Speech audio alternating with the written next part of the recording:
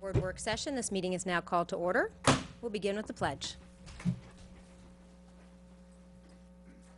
Allegiance to the flag of the United States of America and to the republic for which it stands, one nation, under God, indivisible, with liberty and justice for all.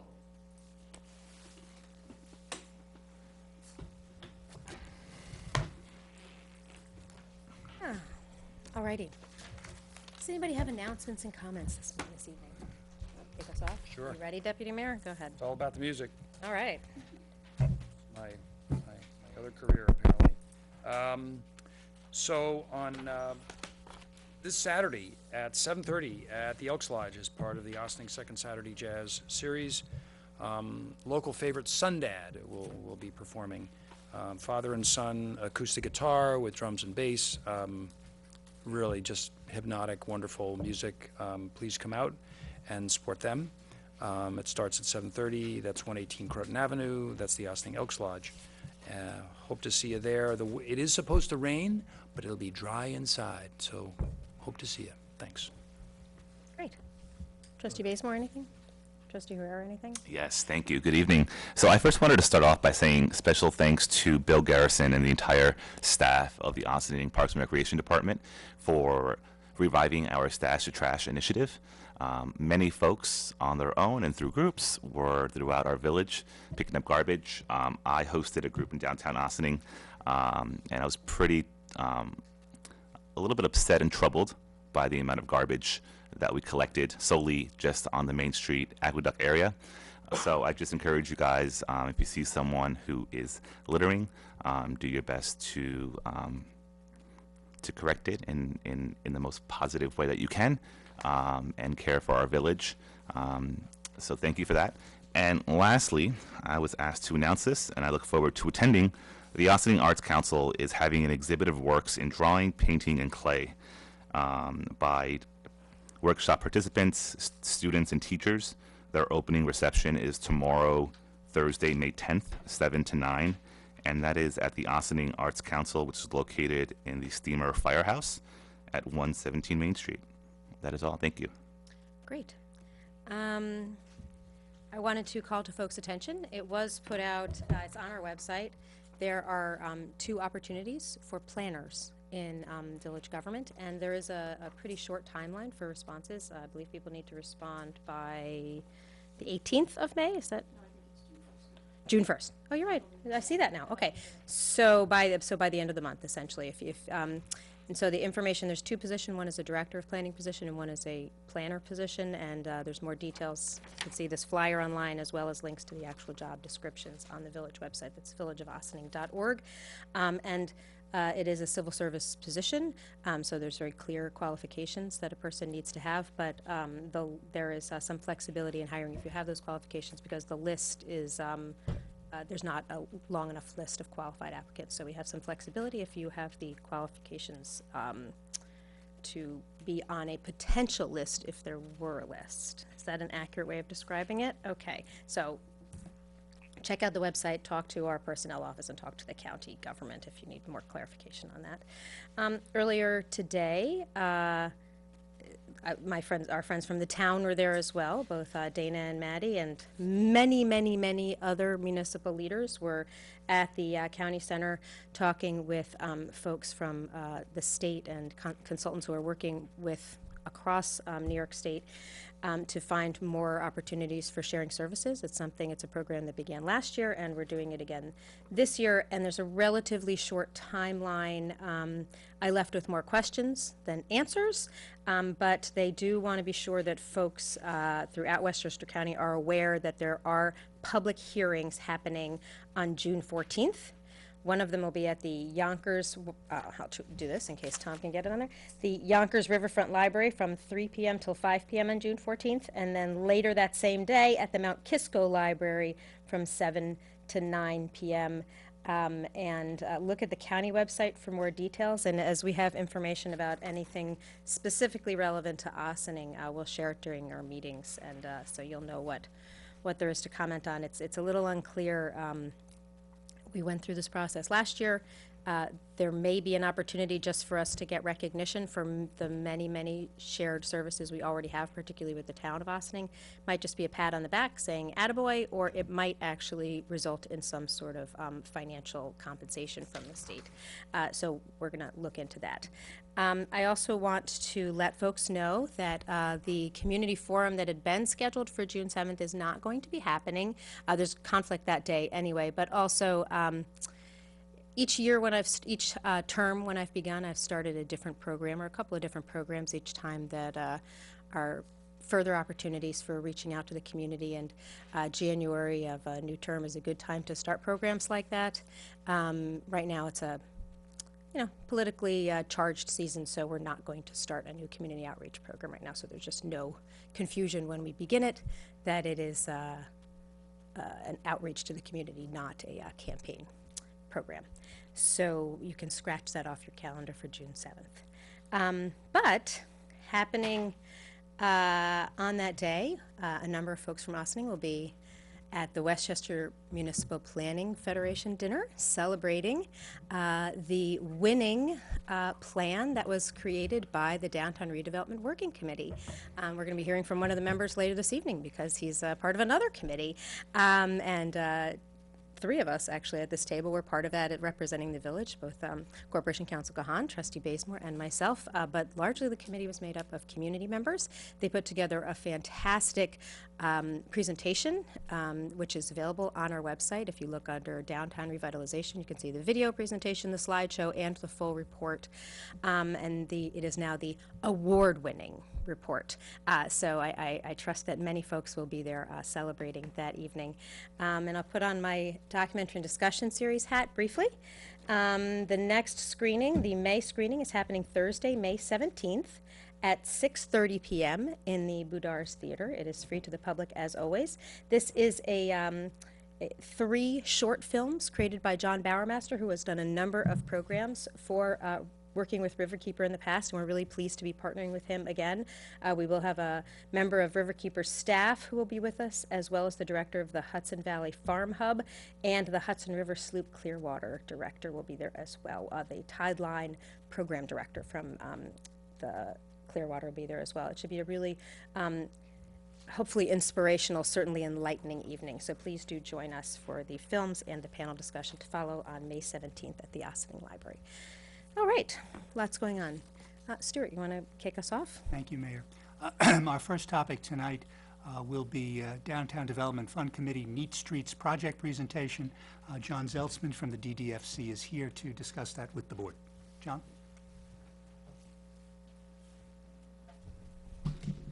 Thank you very much. Thank you. And I'm pleased to be here. And Omar, you couldn't have been a better straight man for me. Good evening, John. So the Downtown Development Fund Council, DDFC, for those who like alphabets, has been working on a variety of initiatives over the past couple of years, starting with the, well, it started way back, but in terms of my involvement, starting with the lights on the trees and the tree wells and some discount coupons for the various stores. So we're ramping it up a little bit, and now that our current proposal, and we're pleased to offer our recommendation for a proposed, what we call a code awareness and anti-littering campaign. Kind of the working name for that is Neat Streets. We believe this project is important because it supports an emerging vibrancy in the community. It is generally accepted that Ossining is on the move, and that our time to become an important Hudson River community is now. With this campaign, the village will, I think the village will say, we believe in ourselves and we are proud of who we are. The idea is to demonstrate that pride by communicating and incentivizing what it takes to be a neat, pleasant place and to allow our historical architecture and river setting emerge. The DDFC has selected Honest Creative, LLC, as our consulting agency for this campaign. Honest's principals are Jennifer Bannon and Sari Bartels. They submitted a thorough and thoughtful proposal offering some interesting and collaborative possibilities in its execution. We're asking that the village board earmark $75,000 for this work from the fund. This amount is a little more than the proposed budget, which is $60,000, and we'd like to have this added on as kind of a larger allotment, so that as a reserve, so that we may be able to capture unexpected good things and good ideas that may come along with the development of this project. So, and that would justify an additional expense. We want to thank you for your consideration of this and ask for the support you have shown for the prior, and for the support that you've shown for the prior initiatives that the fund has financed. And once we get this project launched, the committee will turn its sights forward to seek ways to leverage this campaign and more. So thank you. I'm sure there are some questions. Yeah, were we sent the proposal, or? Yeah, I haven't seen the proposal at all, but I'm Yes, I was in just support looking of at it, the I forgot. of the I- general idea, Okay. and I've been actually, as a consultant and as a liaison, I've been a big supporter of the council, so I look forward to reading it and seeing it Okay. and learning about it. That's a whoops. I'm glad to hear that it's coming. It sounds like a really, Yeah, here it is. Okay. It's real. well, if we can get it in a PDF or something, that'd be great. Yeah, But we will. what, I mean, can you give me a sense of kind of what type of activities would be executed and sort of expected outcomes kind of thing, broadly? Right. So, it begins with really understanding who the community is, who our constituents are, recognizing that we're, very diverse in our makeup and our backgrounds. And that's an important part because you need to understand that then to properly communicate. And, I think that was one of our kind of requirements, is that our consultants do take that into consideration. So bilingual is clearly something that will happen, but it's not just bilingual. It goes deeper than that. I think the proposal is broken into two kind of main areas. We have litter is one issue, which Omar alluded to aptly. So that's kind of one issue of how do we get people aware of that littering is really a defacing of our home. So we'll use various, the idea is that we will identify, number one, a campaign tagline, sort of a brand, that will, be something that we can kind of use and repeat. And then we'll look at various kinds of, whether it's a website where the various information will be housed that is used for both parts of the campaign. There'll be social media communication. There'll probably be visual graphic communication of various sorts. So it's really a communication thing, and also participation in events. So kind of with a branded, probably with some kind of a branded kiosk that participates in various events throughout time. So that's the one side of it, is the litter side of it. The other side of it, and litter is actually a complex problem because it's not a one size fits all. Different people litter for different reasons. Different people receive the awareness of what they're doing differently. So we need to kind of try to understand our audience and cast the message so that it's received by the audience. So we're also looking at going into the schools and working with high school kids and so forth. And, we could go into the churches, we can go into different community areas where people gather to be part of their community, right? And I think those become opportunities for reaching out. The other side of it is the code awareness. And we're not looking to be necessarily a comprehensive code document, but we're really looking at primarily the codes which affect the visual impact of the community. So we're looking at storefronts, we're looking at how garbage is and trash is managed, because trash is part of the building code. That's very distinct from litter, at how that's managed. and how that is all communicated. And that's a completely different kind of communication than an anti-litter campaign would be. So we're looking at different kinds of vehicles. The proposal, the contract, the project will look at different kinds of vehicles to communicate what is expected of building owners, what is expected of businesses that are occupying in terms of their signage, their storefronts, what is expected of residents who are living in the target area, which is basically the greater downtown, and to communicate those expectations, but also to provide some kind of, what's in our mind is that this is not a, we're going to beat you over the baseball bat, but codes have there are two sides to code enforcement. One side is the incentive to enforce your codes, to be compliant with your codes, and we're looking to say, well, how can we incentivize that? What kind of gold stars can we give people that will make them feel good for being kind of doing the right thing? But on the other side is, if somebody is completely entrenched in it and just doesn't really want to be part of the community in that sense, there'll be fines, and that will be part of the communication, and that's where the village will need to then, with their new code enforcers and the new program that Debbie is putting together, will need to step in and enforce the codes. So it's a two-side thing. Both of these projects require village participation, village buy-in. So Neat Streets, the village needs to do their job to keep streets neat. And there is a responsibility, and the village needs to do their job to be consistent in enforcement of codes. And from all of our conversations, this is something that the village wants to do. And so it becomes a collaboration. Village has to set an example. The community needs to understand that their village is in on this and supportive of it. And then together, we try to move it forward as a collaboration.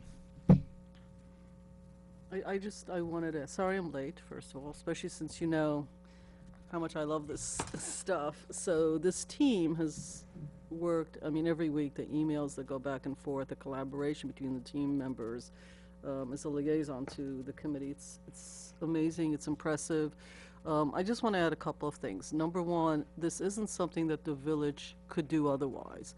One of the things you brought up, I think actually you personally, but I think everybody agreed, is that they want this to be fun. And I know it sounds funny, but when you're sitting in a meeting and you looked at a whole bunch, did the RFP, you send it out, the village manager was very hands-on involved in the process, adding a lot of value as to what can be done and what can't be and all sorts of stuff, but that this is fun. This is something that typically a municipal, like a village, wouldn't generally be doing. It's almost like a little bit above and beyond. It's not a replacement to what the village could have otherwise done.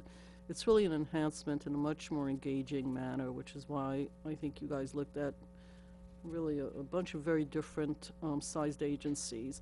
I think we showed that film once, that video from that British, because the whole idea is to engage people in a way that they really will want to do it, and not in a dry way, but in a very engaging way. So I did want to bring that up, that it's totally complementary. Otherwise, maybe if we had a marketing agency of some sort, maybe we would go, but I don't even think so. I think this was sort of a unique exercise. The code enforcement is not a punitive environment at all. That's up to the village, the police, legal department to deal with. This is really part education and part putting this on the map, and I think that's how it'll help the brand. We're not unique in our situation, but we do want to improve it. So I wanted to bring that out in the way you guys have approached it, which I think is highly creative. Right, and the ability to incentivize people to do the right thing is a continuing conversation amongst the group. Not something that I'm going to go into any detail at this point, but that's part of the conversation, because this has to be, this guy got a gold star, this person, gets something for wanting to do what they need to do. So that's the direction that we're going. Other questions? Anybody else want to comment or ask questions? I'm excited and look forward to reading it and then being able to have you back and talk about it. I would like to see the proposal and just see what do we get for 75 Yeah. grand. Because I love the program, and I really enjoyed, I'm glad you Right. brought that up, the program that I guess started in England but has been replicated in various forms throughout the Right. world. Right. And ours, whatever our version would be, it would be unique to Ossining. I was just wondering how much you are building on that or borrowing that, Your Streets, My Streets, Neat Streets, I think gum that's. art, all the fun stuff they Yeah. were doing. I wasn't so into the gum art personally, but some of the other initiatives, like you were saying, you guys are bringing something that's much more fun and engaging and just not your typical municipal government program, and it's not something municipal government really is designed to Right. come up with, which is why Right. your approach is so exciting and could be such an enhancement. Yeah. So are you still building on that? Is that still the premise that you're coming from? Well, when you look at that, yeah, I think in a certain way it is. Not in a concrete way, but in spirit it is. I think at this point, the proposal is general and not specific. So, we didn't get, this is the tagline, this is the specific vehicles, because that comes out of a conversation. So we're at the early stage, but, we're going to work with the consultant to kind of form that in a way that, I guess, meets our abstract expectations. So it's still with this similar goal of trying to shift our culture to have a different expectation of what people do. It's if they're about better. shifting culture. Okay, Right. good. Well, I'm very excited about that, and I was excited about when you brought it up, and I'm glad that you've gotten to a concrete stage where Yeah, you've got and I'm some of sorry that, I'm not sure, You keep saying consultants, which I think most people think Agencies. consultants It's or really an people that Agencies, suggest. okay. agency, This is an agency. They're doing the heavy lifting. right, the They're gonna come implementation. with real Okay. stuff. yeah, That was a part of the deal with our, that's why right. Yeah, it's We're not a co- chosen over you- somebody No, else. you're right, it's not, it's I the just- wrong term. It's not a study or anything like that. Yeah. It's an actual doing. They're doing the work. Yeah. They're doing, if there's an Excellent. ad to place, they're placing We the want. ad. They're doing the design, they're doing any video production, they're building the website. That's all built into this proposal. Good.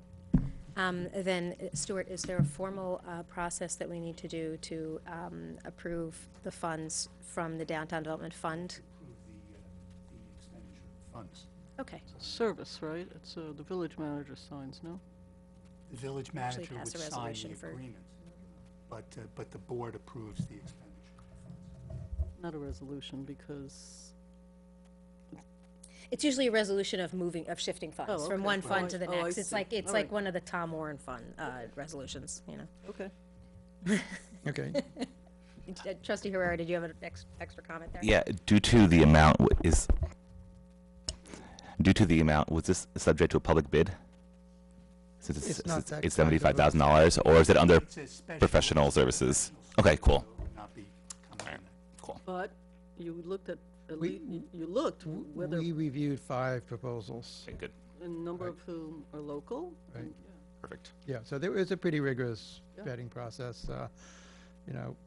We went at it. Great.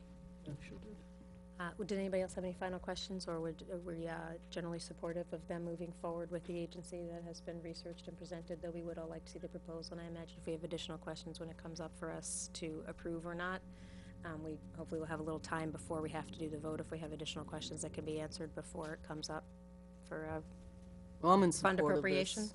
I'm in Okay. support of the. Okay. Well, you've actually Do you seen have it. a Yes. I would support the same proposal. PDF of this? Well, I heard it when I came in. We should take a look at the proposal, so we all do our due guys got it. diligence, We'll but, get- we'll get you but one. I think philosophically, I'm getting the sense that we're Agreed. supportive of it. Thank you, sir. Excellent. Okay, thank you. Thank you, John.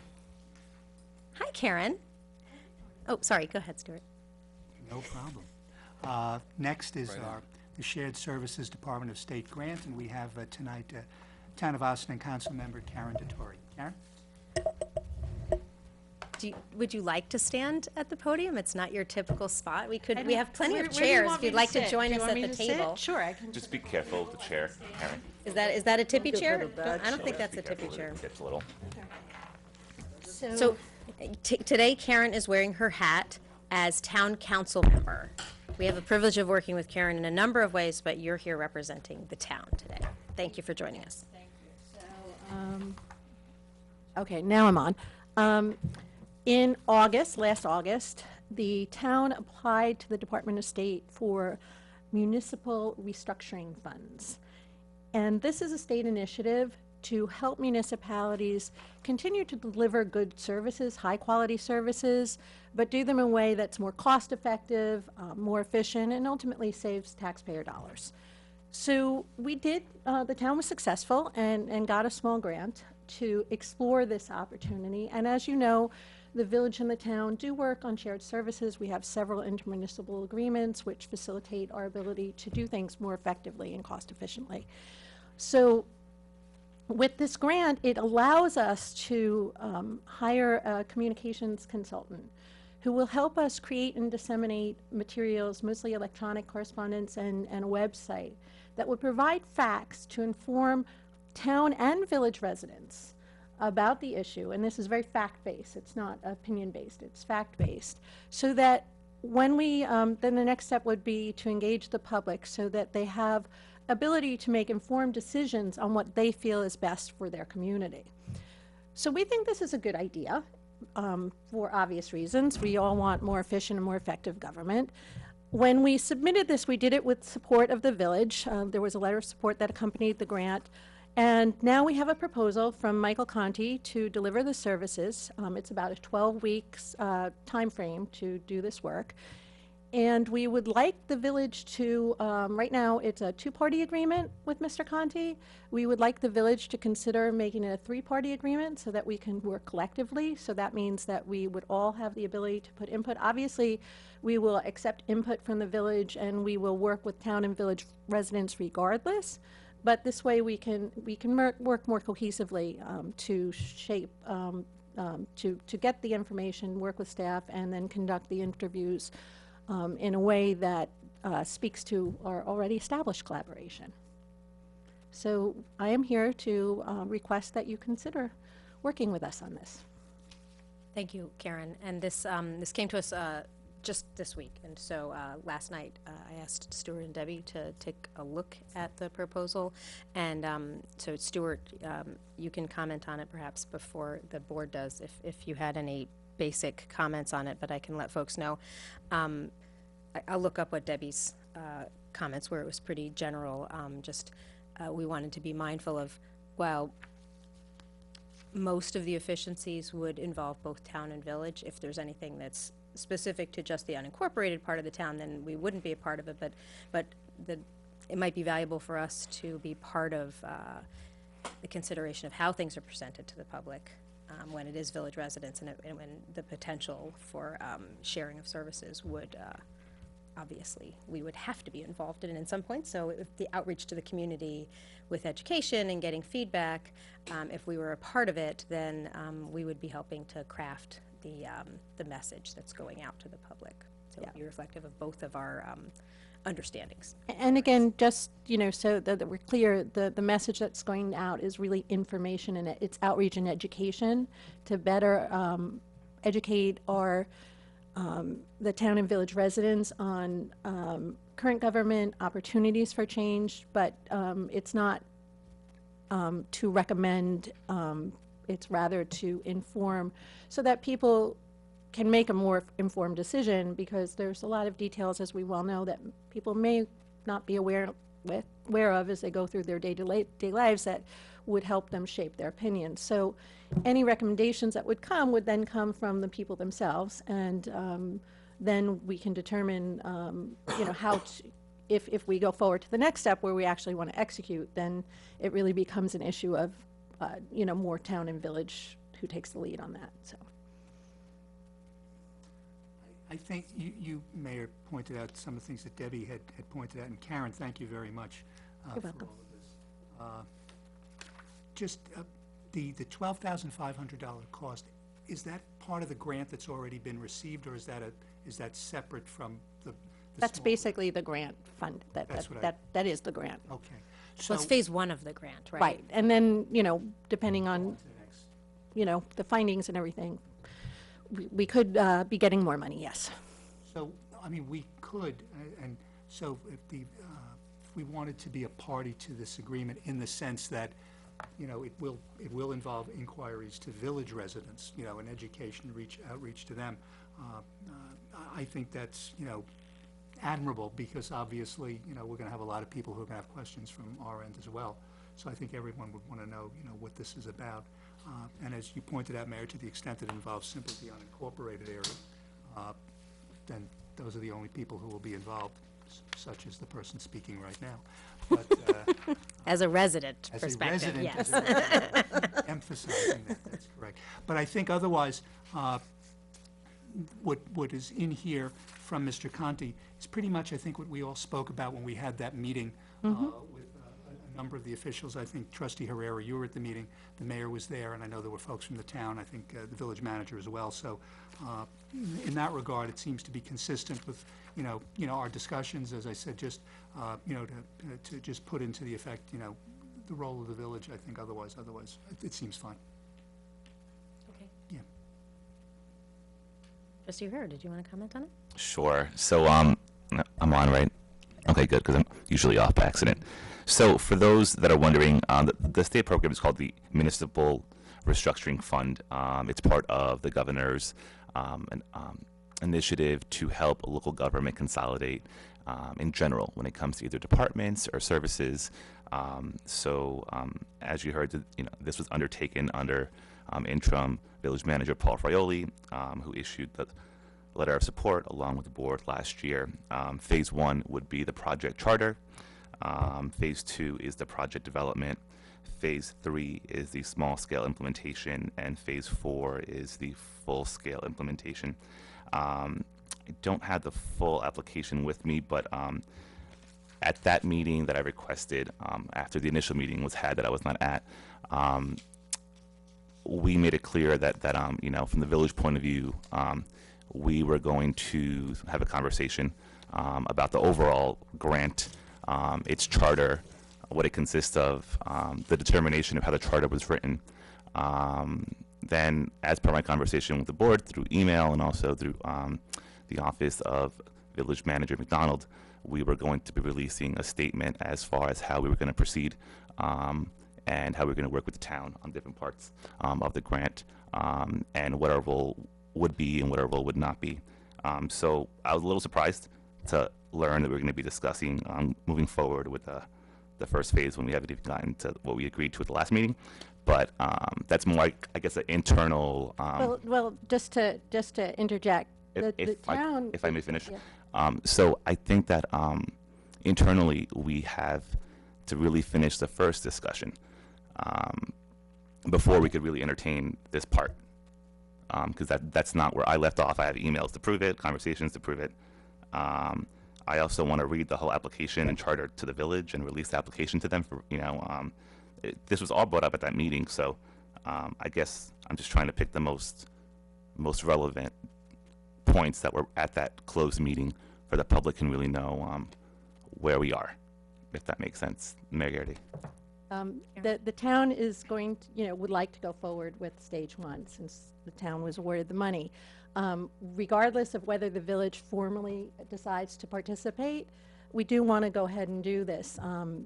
Certainly, we're open to discussions on how we can best collaborate in the interest of obvious transparency, because this is really all about transparency and really lifting up what happens in our local village and town and how we work together and how we may be able to do it better. So to that end, we certainly hope that you would continue these discussions, whatever internal discussions you need to have. Certainly, there's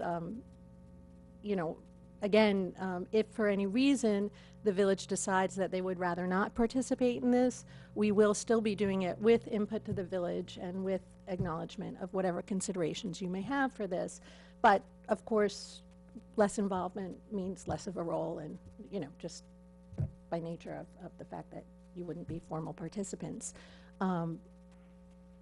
The objective of this is to look at ways to consolidate, which may involve restructuring current frameworks that we have that may or may not be of needed. But again, it's also to make sure that we gain public insight into whether or not what we may hypothesize would be a good idea is what the public wants. So in that regard, I think we're all on the same page, and I hope that you decide to participate. Further comments and questions? Please. Yeah,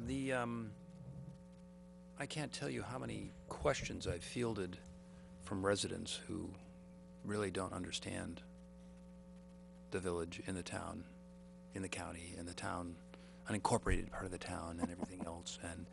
And you know, perhaps, you know, part of the guiding principles of this will be to actually help people understand what's going on. You know, at the end of the day, the village is in the town. So, you know, and it seems as though, I mean, I think any opportunity to look at any type of intermunicipal agreements or consolidation of services or whatever those things are, I think that's a worthy cause.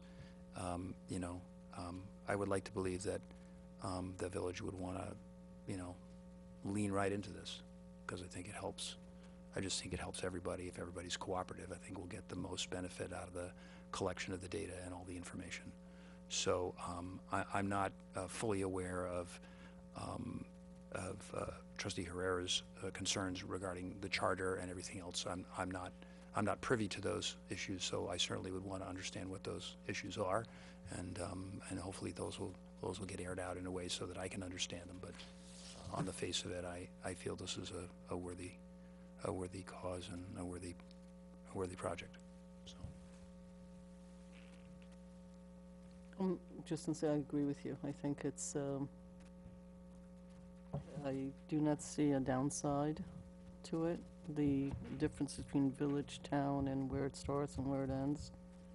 One day, we will all be better educated. It's actually, I've said this before, it's sometimes complicated. I totally understand the need for local government. I believe that it's very important to be very local, and I understand the way it all came about, but you know, I would just say ditto to what you just said.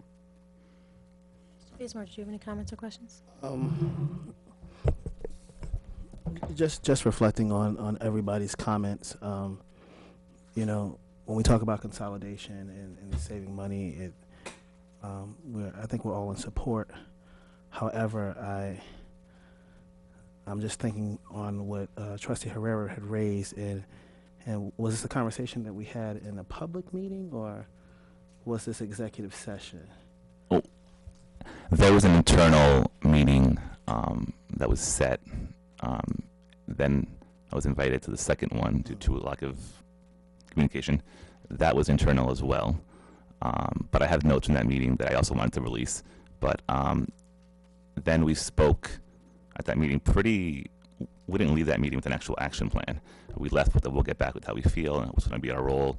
I have threads of emails to the board following up on a statement, to Debbie asking, you know, so that's why if I seem surprised, I am support of us using free money to see how we could save our taxpayers' money, but the process does matter, and the past couple of months is relevant to us making a decision as to what our role would be, and if we, you know, so yeah, so I guess we could compile all those emails, discussions, you know, the application.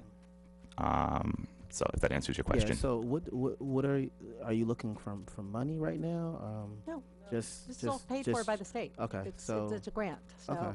it's just a matter of changing, you know, having you review the current two-party contract, and we'd amend it to make it a three-party contract. Again, I think if there's any concerns about process, that's even more of an argument for you to participate. So I'm not sure that we have an issue, because we can work collaboratively to guide the process. You know, again, the interest here is to look at our current construct and to really evaluate whether it can be enhanced and improved and made better. But the idea is to educate the public as to what our current construct is more effectively so that they can then weigh in on this decision, because this is who it directly impacts. So in order to make this a three-party contract, when were you looking to have this done? We would look to have it done soon. So I don't have a specific timeline. Maybe you've talked So, to Dana about.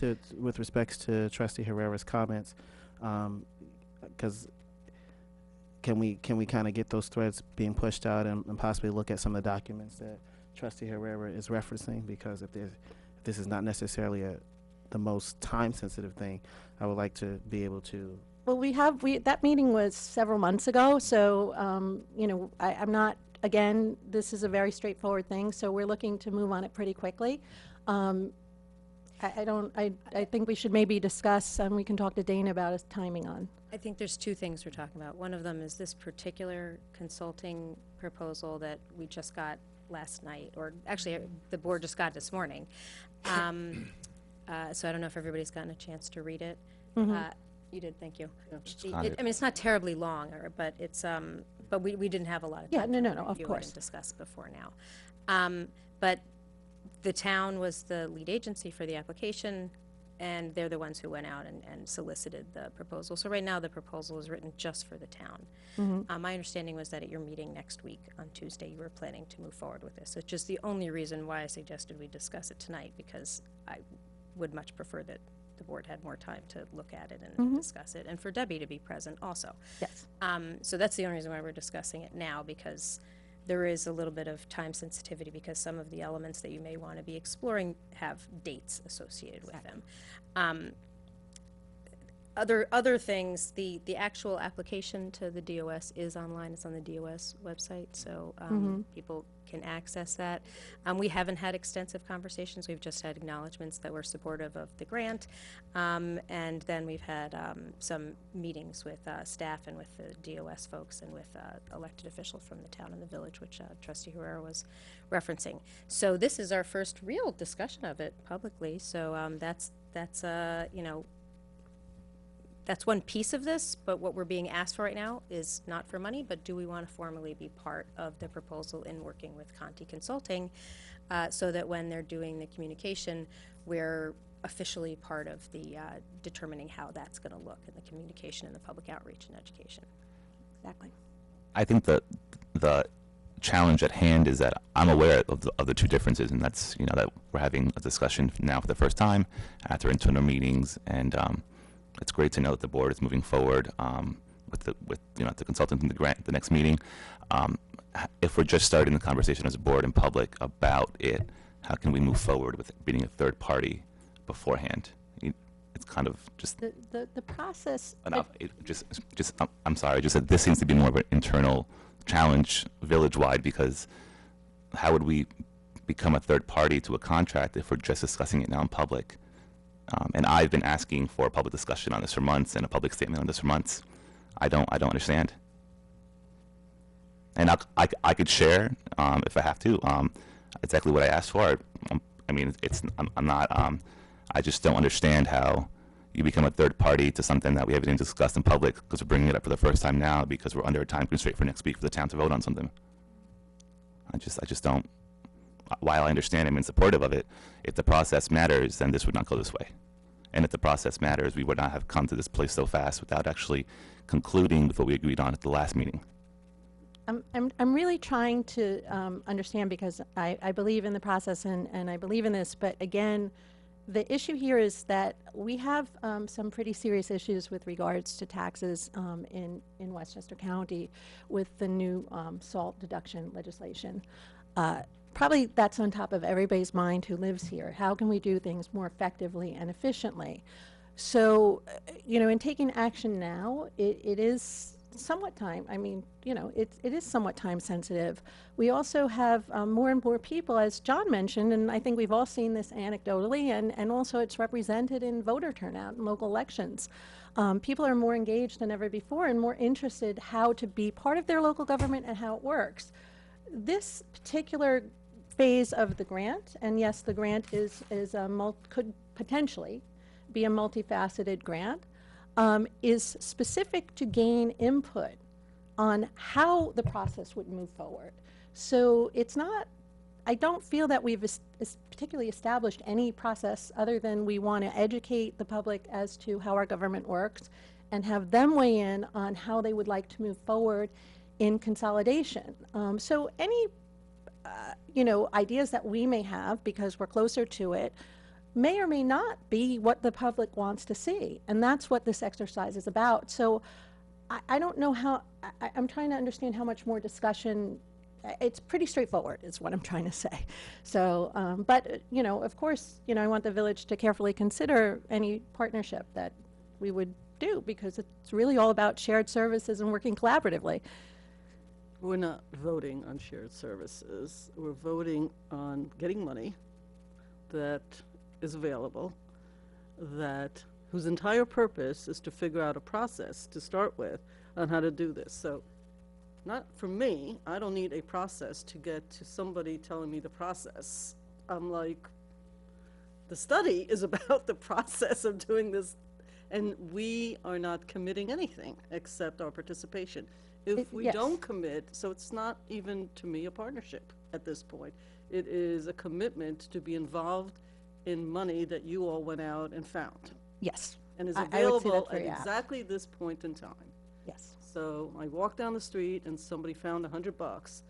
I'm not committing to anything. I'm not doing this. It is the study of the process.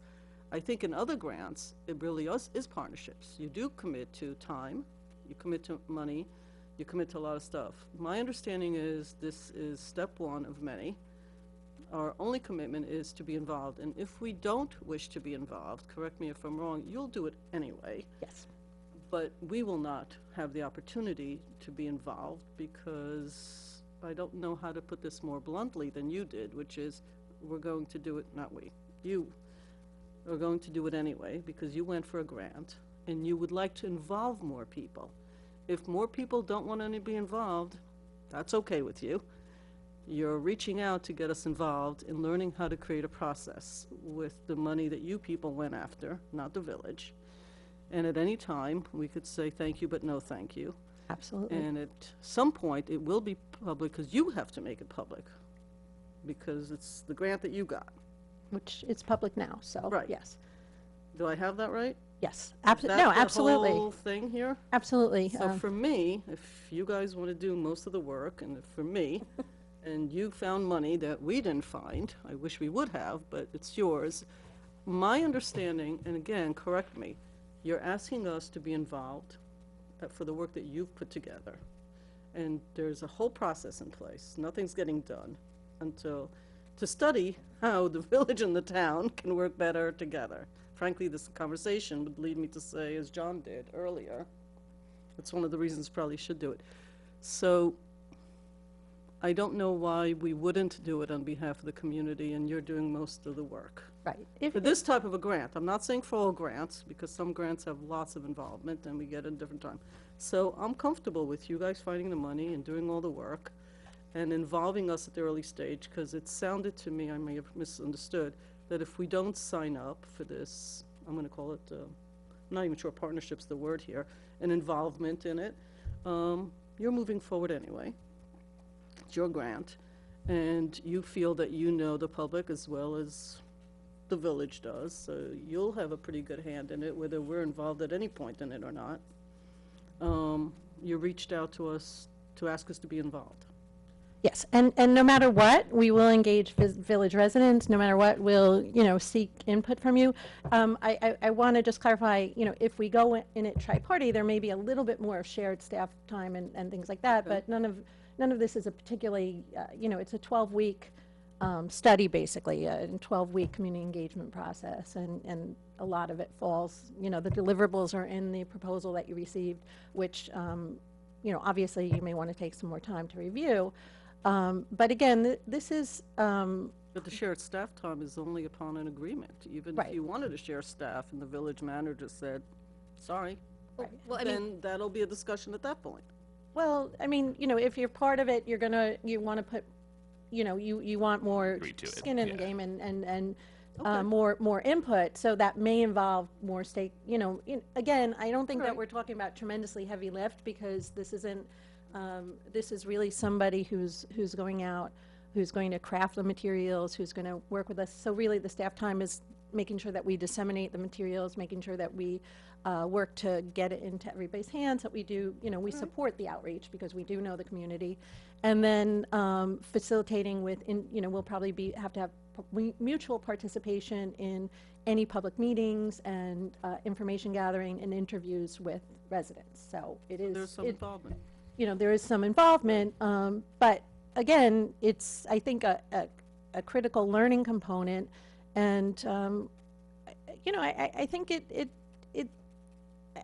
it's hard for me to see any downside here because, again, the only objective is to look at ways we can do things more efficiently and effectively and make sure that the public understands what we're doing and wants that. But it's a good way to respond to what I think is a pretty universal outcry of taxes are too high, and government can tend to lean towards being very bureaucratic.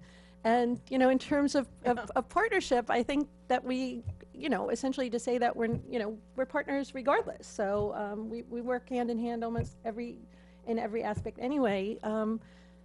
If you're a town resident like me, you use all village services. So it's the town, sometimes, we feel like we're part of the community too. So I think it's an important discussion, and I think it's worth considering. And again, the request is only for this particular phase one, I guess, of the cycle that would potentially lead to ideas where we could look at restructuring. And I think that's the other issue. I think that we universally have to be in agreement if we were to structure a government today, particularly local government, we'd structure it differently than we did 100 years ago. Just because life has changed and so many things have changed, this is an opportunity to work on improving the way we work together for the future. I'm getting a sense generally from the board that for the purposes of what we're being asked to do here, for this public outreach campaign, that the board is supportive of moving forward. So what would that mean? That's. Oh, okay, the majority. Okay. So what would that mean for process-wise? If the town were to be approving something next Tuesday, does that mean that legal counsel for the village and the town would need to? I can touch base through Karen and Dana just to see if we want to, put ourselves on the agreement as well. Okay. And basically go from there. And I can touch base with town council just to see. There's not much Tom's to having trouble really- hearing you, Stuart. Sorry? Tom's having trouble The hearing you. microphone's really far. I'm from sorry, you. Tom. Thank you. Here we go. I will touch base with Karen and Dana and follow up with the town's council to make whatever changes need to be made there so that ultimately Debbie could sign off on the agreement. I don't think there's much that has to be changed in Mr. Conti's proposal, which would require any major revisions except essentially to put in signature block for the village and just to represent the village with regard to portions of Mr. Conti's proposal. But I'll touch base with my counterparts at the town so we can do that. I mean, does this require some kind of a resolution, or are we agreeing to do this as part of the meeting here now, or? If Debbie's going to be signing a contract, I imagine it would require a resolution by the board. Would be a resolution. We can certainly, we have a legislative meeting next week. Yeah, I mean, I guess, listen, I think I agree in spirit with what's going on, but I do have concerns about what Omar has said about information that hasn't been discussed publicly. And it would appear that the Trustee Herrera was not prepared for this discussion at this meeting. And so I would want to have some kind of a discussion next week before we vote on a resolution so that I can understand Trustee Herrera's concerns. That's all I really want to understand. So since everything is public record, is there anything that we can't discuss? We're in a public meeting right now. If there's something. No, but I'm saying the proposal's public, so, it's on the DOS website. We just so- haven't discussed the charter, how it was written, what's in the charter, that meeting that we went to for 2 hours with Stuart was in. Like I want that to be discussed at a meeting. I want to share my points. I want my colleagues to comment on them, question them, maybe have other points. That's what I want. I'm assuming that everyone on this board read the charter that was submitted. DOS grants require a charter, which is kind of why you would qualify for the grant. This is quite the charter written for this particular grant. That is definitely, should be up for discussion before, so it's really all part of it. So it is part of the process because it goes into how the village would prospectively, anecdotally, because it's a proposed charter to be able to study it. It goes into a way of how to do so. So that's kind of what my point is. And we haven't even read the charter publicly. I mean, a lot's online, tons of stuff's online, but it's very different when it's discussed by the elected legislative board, and we could actually hash it out and talk it out. So. Well, just because meetings don't happen with a quorum and on camera doesn't mean that the meeting didn't happen and that we didn't all hear each other. And the charter included proposals that we have a new village manager. The board looked at it 6 months later and said, or 8 months later, and said, we're really glad that this charter was received by the Department of State in a manner that was compelling enough that they wanted to work with Ossining. But a lot of the questions we asked the DOS representatives were, now that you're here and we can do this, is this what we have to do? Or are you here and you're going to help us answer questions and understand what are all the potential opportunities for us to share services? And Omar, you and I were on the same page with we're not comfortable with moving forward with the way that it was proposed in the charter. So if we're going to move forward, we need to know that we can be exploring any options that might work well for the village and the town. Agreed. That's actually extremely well said. And which is why I'm a little perplexed that so at first at that meeting we agreed towards the end that we would work on a joint. So my main item for that meeting was to finally let the public know of this grant and the discussions that were had for months instead of like a year later, right? How it came to be, how the charter was done. We wrapped it up pretty much how you said it. And we agreed that we were going to work together. Stuart was there, and Debbie was there. We were going to work together on finding a combined statement that they're lead agency, but we're going to have a more advisory role because we don't really, potentially don't see eye to eye, particularly on how all items of their charter were developed. Then I had a disagreement with the supervisor regarding charter, and this is just a difference, which is fine. Determining charter and/or prospective policy changes that go into the restructuring of government before you apply to a grant, and if there's any role for the public beforehand. We also had a conversation about, what a phase 2 would be, right? So, phase 2. So I wish I had it in front of me. I couldn't find it, but that I think would be great if I could just read the whole charter to us. And phase 2 was, or 3, whatever it was, that the town would have to get rid of elected roles and put them to appointed roles. The project charter.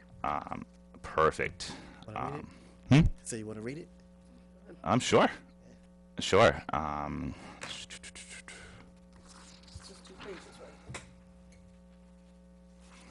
Can we take turns? No, you're good. So let me back John, up. but John, you because, said you didn't read it, right? I mean, having been at the, No, having they been only at, asked seen for the letter of document, support. so, Yeah, I they mean, maybe, asked for letter of maybe I support. can just 'Cause it's a lot of clear some reading. up. So, because I was at the meeting with the Department of State and the subsequent meeting that happened, there are some obvious areas of consolidation that the village and town have talked about before, and probably will continue to talk about because they're obvious. And a lot of it has to do with highway department, parks, things that we have, two of, that we maybe need one of, or maybe we don't. So the charter was written in a way that pointed out the most obvious and potentially the most cost-effective ways to work together in this way. However, it is based on a premise that needs to be explored first by getting public input to test that hypothesis. So, because I may think it's a good idea and you may think it's a bad idea, neither one of us are right necessarily. It's public information that needs to be culled. And I think the Department of State was pretty clear on that's why we're going to have this first stage. So, There, I don't know. but I mean, for those of you who were, that was my understanding. So I think that the point is to make an illustrative statement as part of the proposal and then explore whether or not that hypothesis is valid. So again, I think that we're sort of playing both ends without giving the public the benefit of their input, which is stage one. So whether you agree with the proposed ways that we can consolidate, because again, they're the most obvious and probably where the most cost savings is. If that's something that doesn't fly with the public because of a myriad of reasons, or if it is something that does fly, it's incumbent on us to let the public make that decision. And that's what, I'm not sure that, you know, we're not undermining that inadvertently by discussing whether or not we should go with a certain hypothesis. So my point, you know, again, the point of this is to educate the public on what the issues are, you know, purely fact-based. It's very clear in Mr. Conti's proposal. This is factual-based information and providing it to educate and inform the public and then let them decide, because ultimately they're the ones who are paying for the services. So again, it's not really for us to decide, it's for the public to decide. Gary, I think we have to spend some time articulating to our colleagues what our objections were and why you made that statement, why I made that statement. You know, towards the end of the meeting, to get a better understanding as to why we said we would be supportive, but solely supportive, and why. I mean, you even articulated at that meeting that you know, you wrote the support letter, but you didn't. You know, you weren't too aware of all the pieces of the charter. And Debbie alluded to that too as well. I wish I had minutes. I'm sorry that I can't give this to you guys. But this is just more of a reason to have this conversation and hopefully have all the pieces that we need to discuss it.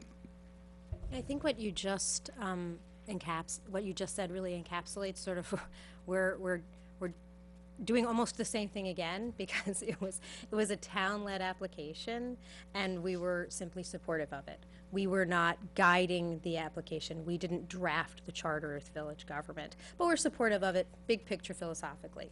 Now that we're there actually implementing phase one, which is the public outreach, we're at a point where we could say, hey, that's great, we're philosophically supportive of sharing services, but we're not gonna be involved. And then the town is gonna guide it in the way that they're envisioning it.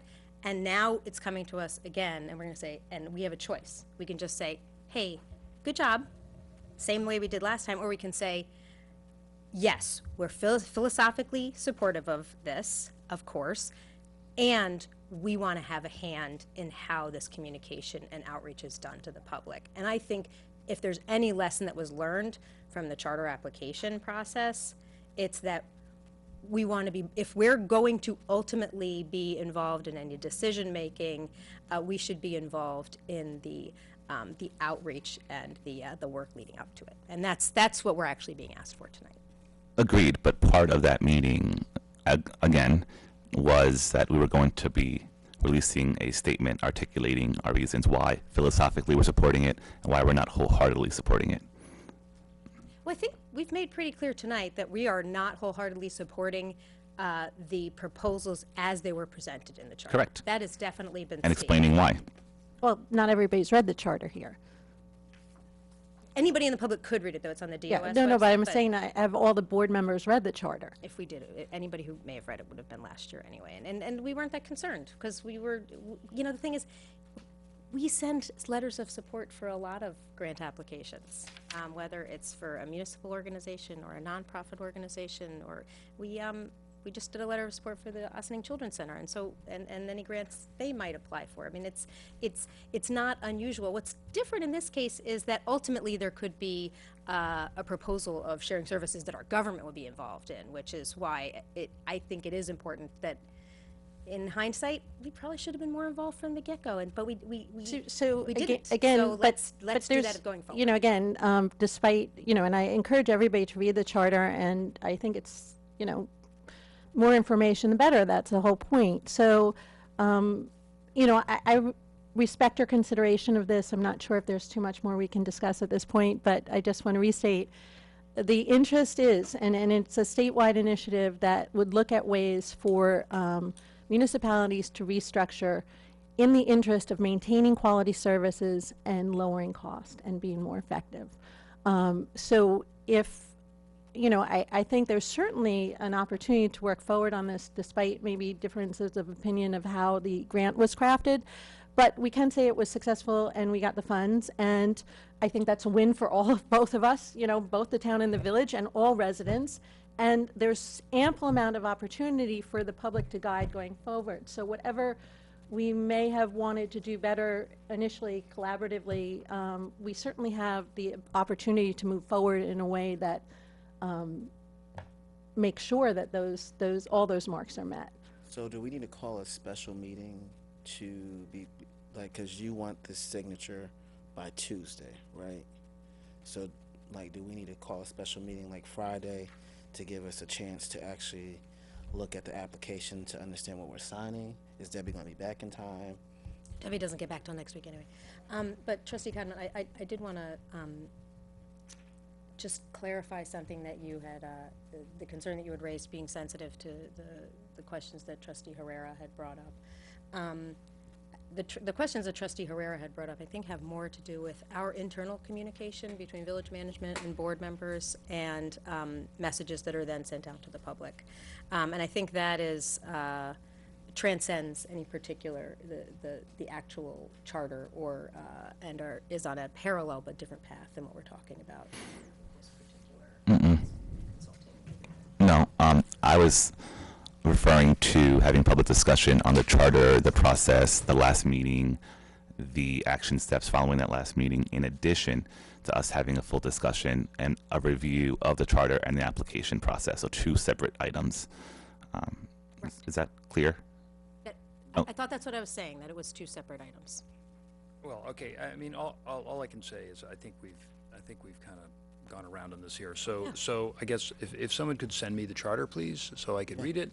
I will have a conversation with Trustee Herrera, and he will share his concerns with me, so I understand. And then hopefully there'll be a robust discussion next Wednesday when we pass or not pass the resolution to be involved with this. And just to be clear, I am not ready Sounds to good. commit to anything that I haven't read yet, and I know this was discussed, and I believe in the spirit of it, but I'm not gonna say aye to something that I don't fully understand yet. So that's kind of where I'm at. and just for intent purposes, my goal would be that after that discussion, we do release our statement as agreed upon that last meeting.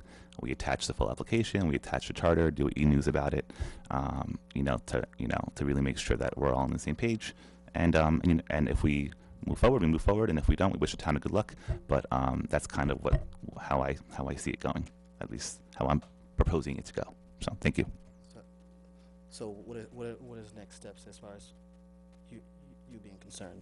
Because you were going to reach out to their council, but now that we've I decided. have no next steps at this Okay. point Okay. because you haven't given me any direction. I mean, what it comes down to Well, I is guess this. what I would- You need to review it from your end. If you wish, I can always prepare a resolution. I can obviously talk with the townsfolk. We can put something together. If the sense is that the agreement, the proposal that's here is acceptable, but you want to look at the charter and other documents, I can clearly follow with the town, and we can have something for next week, put this on as continuing business, and have the resolution at that point, and then it gets approved. And Well, then that's what I would request. I and mean, then I Debbie see will no be able to reason sign to, it after that. I think between now and next Wednesday, I think, certainly I could be informed enough to be able to say one way or the other whether I want to be joined into the program that the town's working with. So I would ask that you put the resolution together, and then we'll vote on it next week. Terrific. And I imagine that when the town does their resolution, it's very similar to ours, which is just empowering, in your case, the supervisor to be able to sign the agreement. And so whatever the ultimate agreement is, whether we are officially on it or not, can probably wait 24 hours for her to sign it if you guys. I assume it can. I will defer to the supervisor, but I don't see an issue. Great. So anyway, thank you so much for your time. Thank you, Karen. And Thank you. I sincerely hope that we can work to make sure that our taxpayers get the best services most cost efficiently as possible. Thank you very much, Councilwoman DeTore. Thank you. Corporation Council. Cats. Legislation for feral cats. I have provided all of you with a copy of proposed local law 4 of 2018. I noted that there is a typo in section 2, because I have some words carried over from one of my earlier versions. But effectively, this is something we, and I had discussed with the board previously. This is based upon the ordinance which is currently in effect in Maplewood, New Jersey, relating to feral cats, and uses many of the same definitions and terms that they have. I do want to thank the folks from the Cat Protection Council, Attorney Deborah Hamilton, for bringing this particular ordinance to my attention. One thing that that is in this proposed local law with regard to location of the feral cat feeding stations is that with regard to public property, the only location where those stations would be permitted to remain after the effective date would be the 7 stations that are currently located behind the open door off Brandreth Street. Other locations within that are on village property, the shelters and feeding stations would be removed.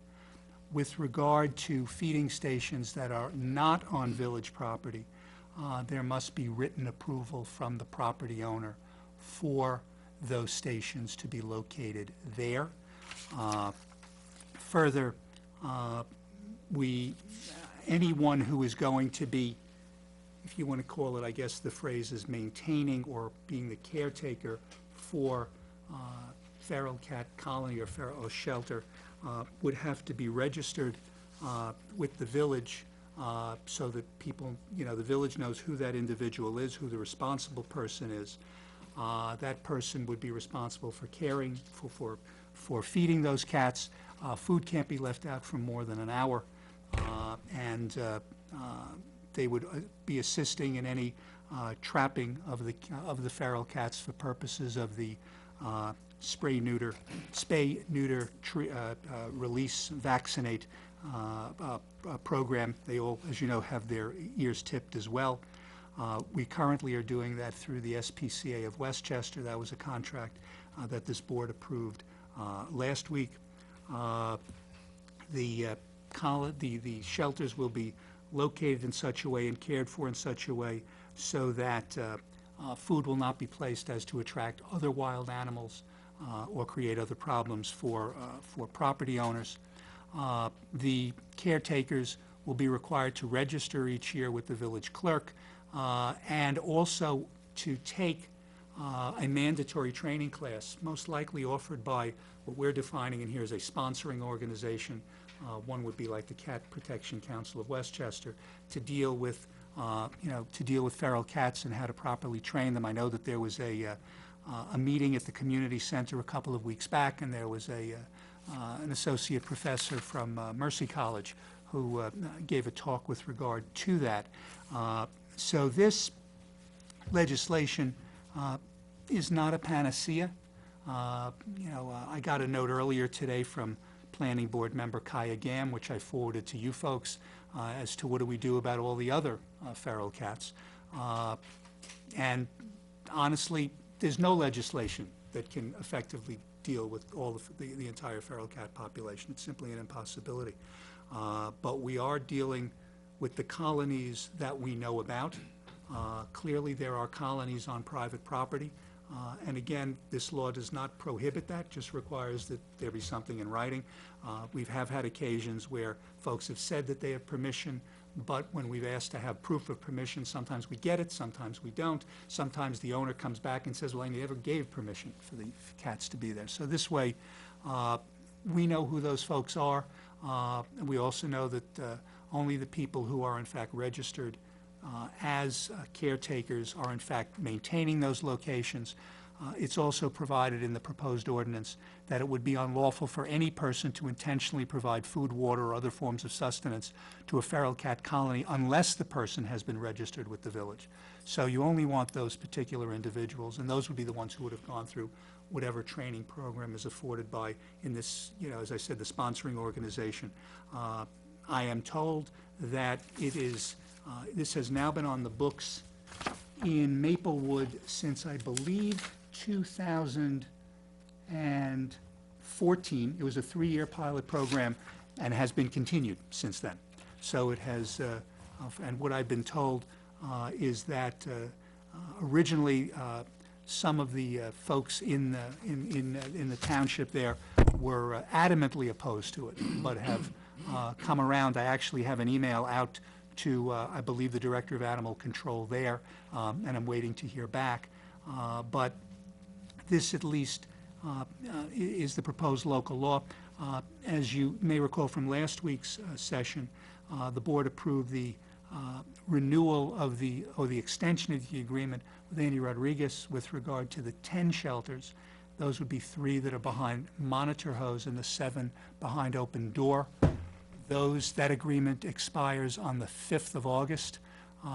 The proposed legislation, as noted, would require the removal of the 3 shelters behind Monitor Hose, but the ones behind Open Door would remain. My understanding is that actually the number of cats that are cared for within those particular shelters has decreased, which is ultimately the idea. But this would at least would require that those folks be trained, have a certain amount of information as to what they have to do with regard to the feral cat colonies, and keep, those colonies, except for the one location, off of village property.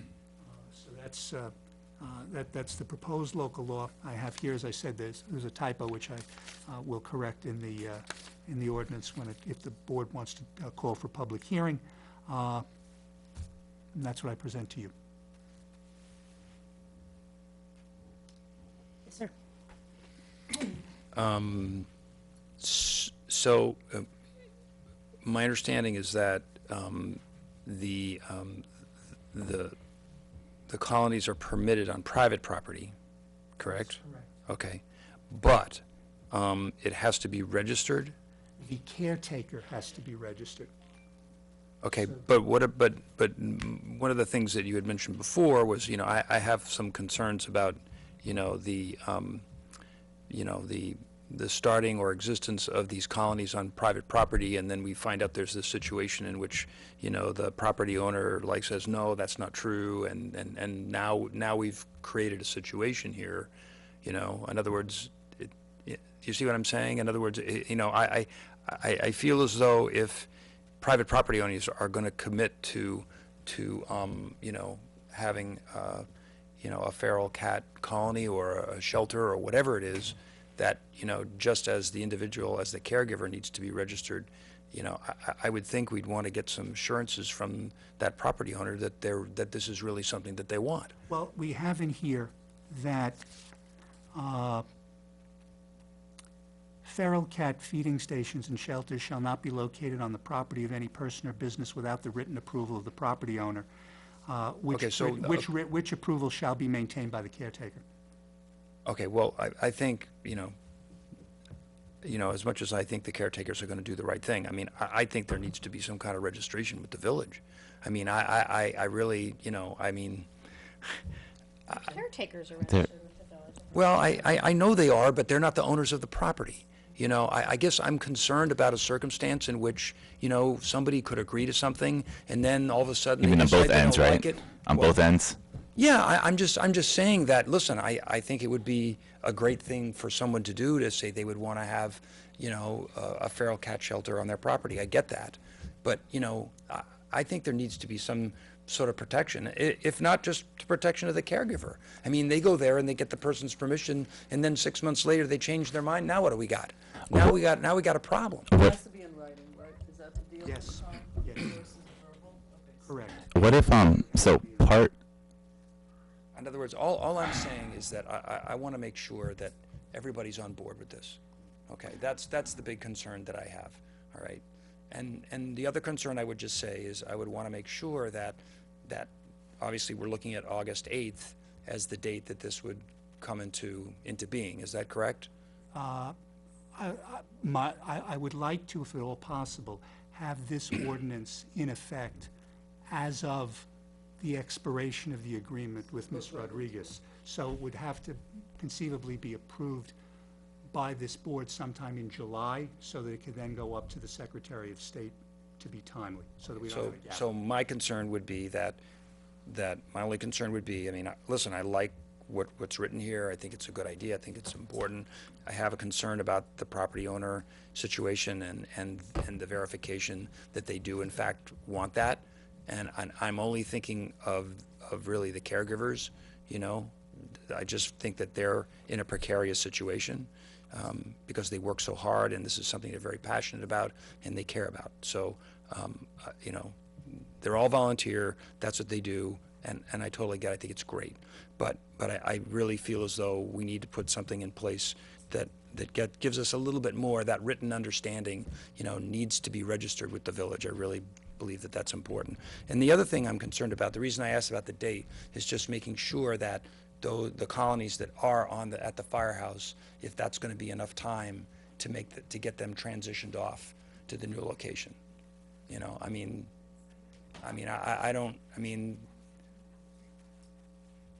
Well, I will discuss that with the folks at Protection Council. We're talking 3 shelters.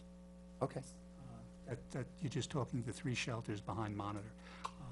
And we've been asked by the fire department to have them removed. Have them removed. Okay.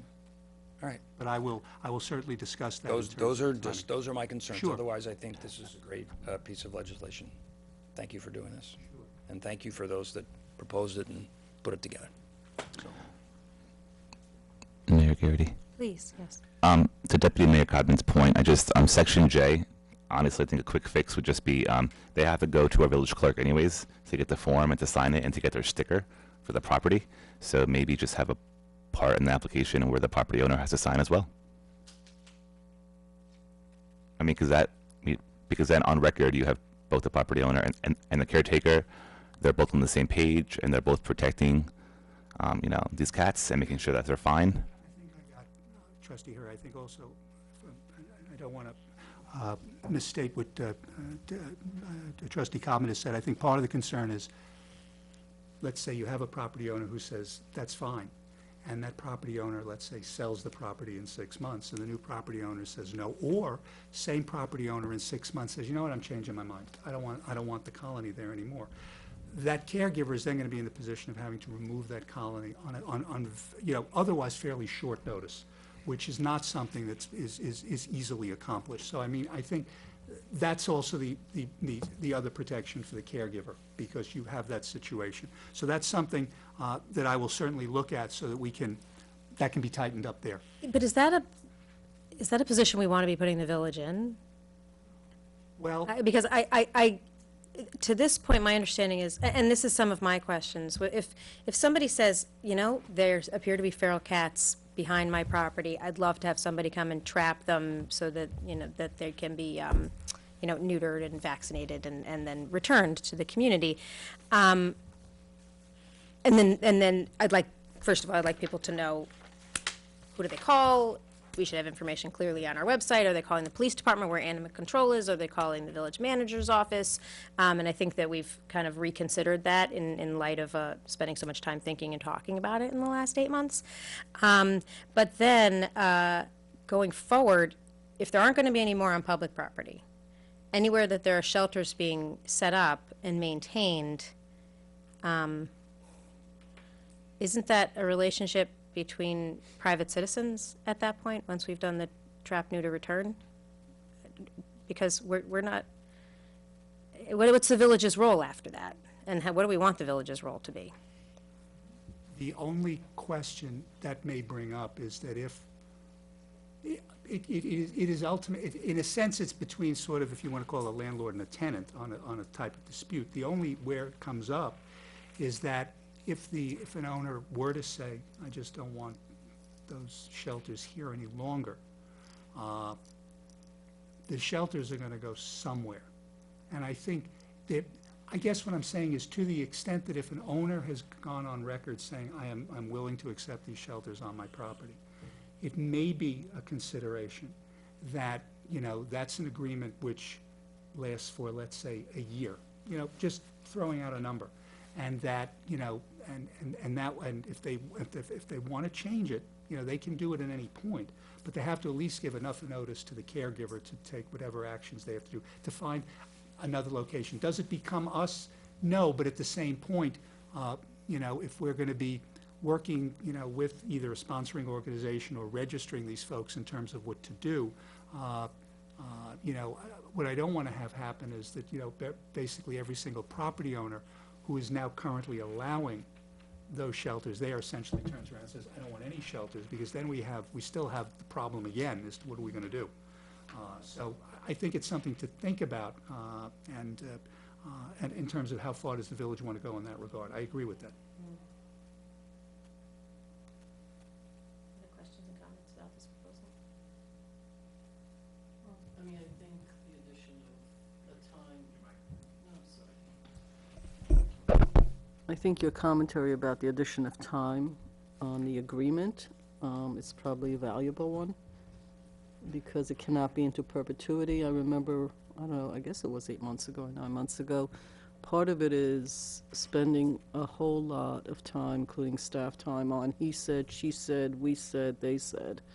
And it was impossible to figure out who said what to whom when they said it, and sometimes even the owner didn't say it, it was somebody else said it was okay. It was a lot of anger and a lot of angst was created over, which could have been avoided going forward based on what you're proposing. I think it's, as we've said, a difficult topic. Not everybody understands how all of this works. The time element, I think, is important. It's an agreement between two parties.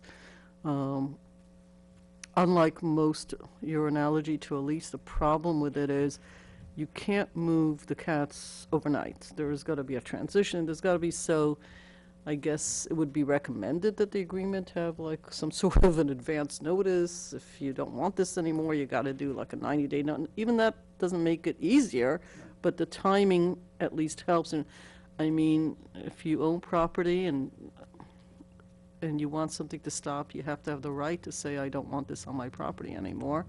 On one hand. On the other, if you know the situation, you can't just cut people off at their knees and say, sorry, that's just the way it is. So work through, I don't know what the answer is, but if you could sort of figure out, I mean, I don't think there's 100% great answer. There's probably better and worse answers, or better and best, but I didn't think about the time element and that, and the selling of property, and then whether that passes to the new owner of that property. That commitment is That would not. problematic, That yeah. would not. That's not something that would pass with the land, but Right, so, it is something I will. but the I will look agreement, at. I guess, would. And I mean, the theory is that there should be fewer feral cats if it's done. I mean, that's always been everybody's desire. It is not the desire that there be more colonies, but rather fewer.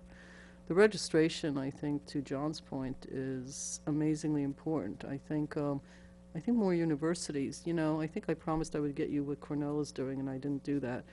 But they're studying this issue because students are a big problem at universities and bringing cats in and just leaving them there. And it's created problems for lots of universities around the country, and I know it's become a topic. Cornell, actually, the vet school is actually studying this stuff, so I'll try to see if I could get my notes on that. I don't know if that would be helpful to you or not. You seem to be pretty far along, so, I'm happy to look at anything. I'd appreciate the timing element, and I agree with John about, his thoughtful commentary. Anyone else? I would just echo trustee Codman's concern about creating a registration. So if we can tie that in there, that'd be great. Good.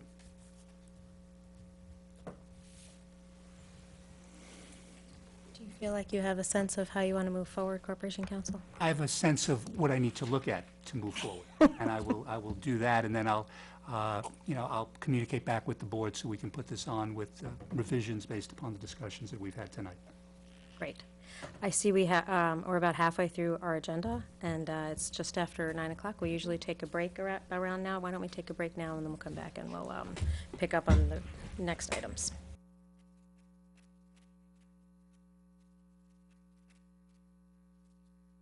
We are up to proposed memorandum of understanding between Historic Hudson River Towns and the village related to the Sing Sing Prison Museum.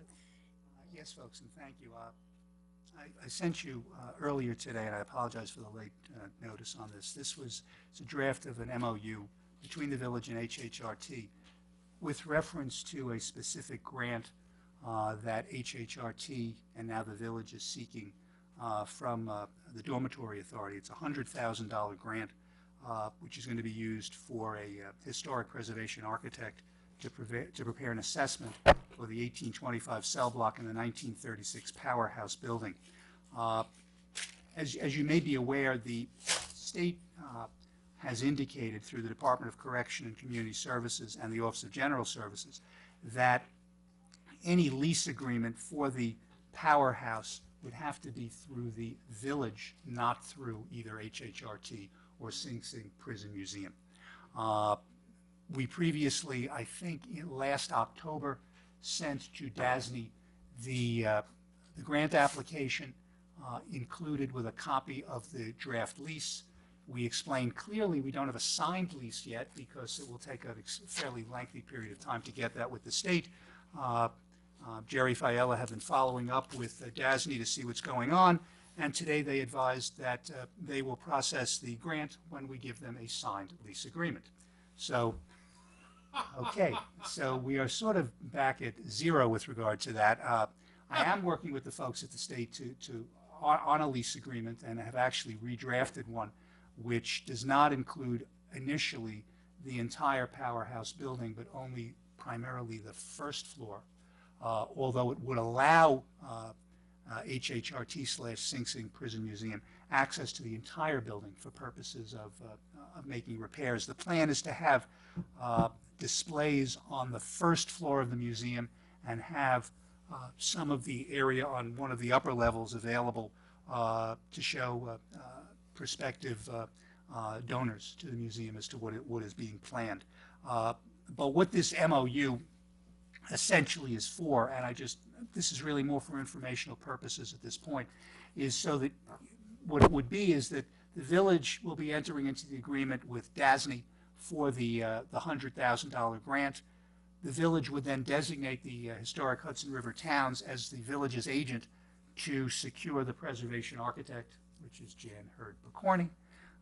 And then we will basically be in the means of submitting the requisitions to DASNY and getting the monies paid and getting it paid back and getting it paid through the state. That's necessary because, again, the state's preference is that it be with the entity that has site control, and site control, when we get the lease, will be with the village, not with what these other entities. So that's what this MOU is. I'm bringing it to you folks just to know so that you're aware of this discussion. Jerry Fiella has already brought it to the attention of the folks at HHRT, and they are familiar with it and are okay with the MOU. I'm not asking the board to take a vote on the MOU tonight or next week because I do want to get further clarification from DASNY as to exactly what they're looking for in terms of a signed lease agreement, because for that agreement it will require not only from the village's end, but at least 2 or 3 state agencies are going to have to sign off. We've started that process. We've had a number of phone conversations with them. They've thrown up a few roadblocks. We've managed to go around those roadblocks. This is just another, so we will continue to do that. This is more, as I said, just information so that you folks know, what is going on with this, and I can report back to Jerry that I've, brought it to your attention. As I said, I'll be following up with the DASNY reps with Jerry over the next couple of days to just, go what the next steps are. There are other grants out there that have been directly applied for by both Sing Sing Prison Museum and HHRT for other aspects of this project. And there also is work with regard to, I think Sing Sing Prison Museum has put out an RFP with regard to certain architectural services that they're looking for. And without going into names, they have gotten a large response from many prominent architectural firms in the area to do work on this particular project. We continue to have positive feedback from the folks at DOCS with regard to this project, both with regard to the powerhouse and with regard to the 1825 cell block. For those, I'm sure you're all aware, but for those who are watching and are unaware, the powerhouse is the building which, if you're next to the water treatment facility, if I said something good, let me know. I'll repeat it later. And that's actually outside the four walls of the building. And that will be the main area of the museum, and it's then proposed to have a walkway which will take you to the 1825 cell block. And we're working on that part as well, but the main start will be with the powerhouse to get that in there, to get some displays, get people coming in, and then get more interest as we go forward. So that's where things are with this right now. Thank you for the update. Does anybody have any questions or comments for Stuart? Yeah, just a point of clarification. The Department of Corrections, there was going to be some kind of conveyance, right, of both Powerhouse and I guess part of the cell block, right? Or Well, the cell block is the more difficult because it's inside the right four inside the walls. prison, yeah. So there's certainly, as to the powerhouse, the intention has been both from the superintendent, from the then acting commissioner, that they're very much in favor of it. And basically, except for the bottom bay of the powerhouse, which is used as sort of an auto repair facility by DOCS and by Sing Sing, and the basement where files are kept, the rest of the powerhouse is effectively empty. When I say empty, I mean unused. There are rooms and massive areas in there, but the ultimate plan is that the village would gain the powerhouse, be it as through abandoned property by the state, or the state declares it as surplus property. And to the extent that there's certain infrastructure in the powerhouse that is used by Sing Sing, particularly their heating and cooling system, there would be sort of a lease agreement back to the state that they could use effectively whatever part that they needed. My understanding is that with regard to the automotive facility, the plan is to move that facility. That's one of the long-term plans at Sing Sing to do that. Initially, the auto facility would remain where it is, and the entry to what would be the display would be on the side of the building near where the water treatment facility is, and come in through there, and there would be display areas there. That's also where the museum would have its offices. So that would provide at least, I forget the number of square feet, but we've broken up the rooms, and they would change the walls. So that's there. And in fact, a set of plans for that has already been given to the building department so that they can at least have it on file and start looking at stuff. And so that's what the plan is. But the long-term plan would be an ultimate conveyance of the whole thing. But what they've said is that, they want us to create a lease. Correct. Right, and then we would, that lease agreement would be from the village to Right. the nonprofit that's going to run the museum, Right. correct? The plan would be right now, the village would be the lessee, and DOCS / Office of General Services would be the lessor or the owner. And ultimately, the village would have an agreement with most likely Sing Sing Prison Museum to operate the museum, so that the village is not in the business of operating it or doing anything like that. The long-term idea is that the lease, in a sense, flips over, and it becomes that the village is in fact the owner of the building, and we would have an arrangement with the state to do that. There's a lot of different financing issues. There's certain issues that I think Jerry explained previously that relate to tax-exempt status on bonds that we don't wish to, that the state can't afford to lose, which is why we're trying to work something out where we will just take a small portion right now, because if we do that, whatever we put in as a display would not be considered a fixture, so it doesn't become part of the building, which means it doesn't become part of the state. So, and therefore does not affect their bonds.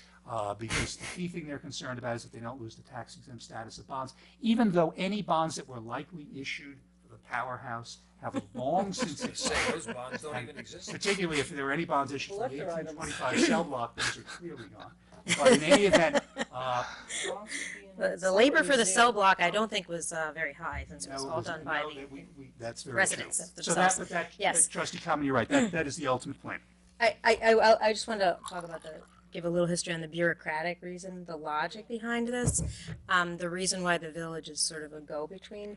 And first I just want to say, Stuart, thank you. You've done incredible yeoman's work on this for many, many months, as has Jerry Fiella, who's the administrative head of this group, and the whole Sing Sing Prison Museum Board is doing some really interesting work, and I'm very, very pleased to see how much support there is. It wouldn't be happening if it weren't all the support from so many levels of government, from state and now from county and from docs.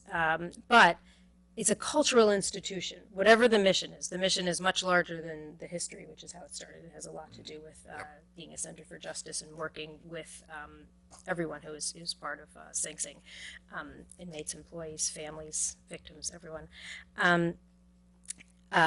But it's still a cultural institution, and we're asking docs to go out of their comfort zone. And the Department of Corrections is a long-standing institution, a very large one, and not very agile.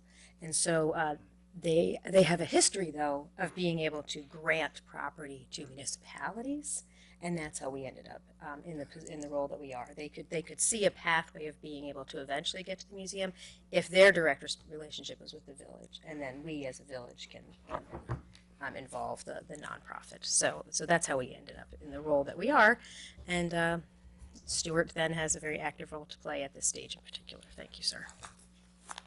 Other questions and Thank you comments for on the this? update. Yes.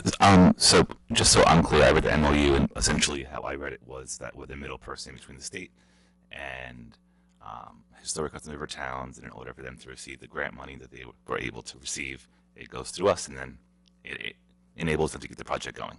Correct. So, okay, great. And that's great that they got that grant. It's so great that the project's moving forward.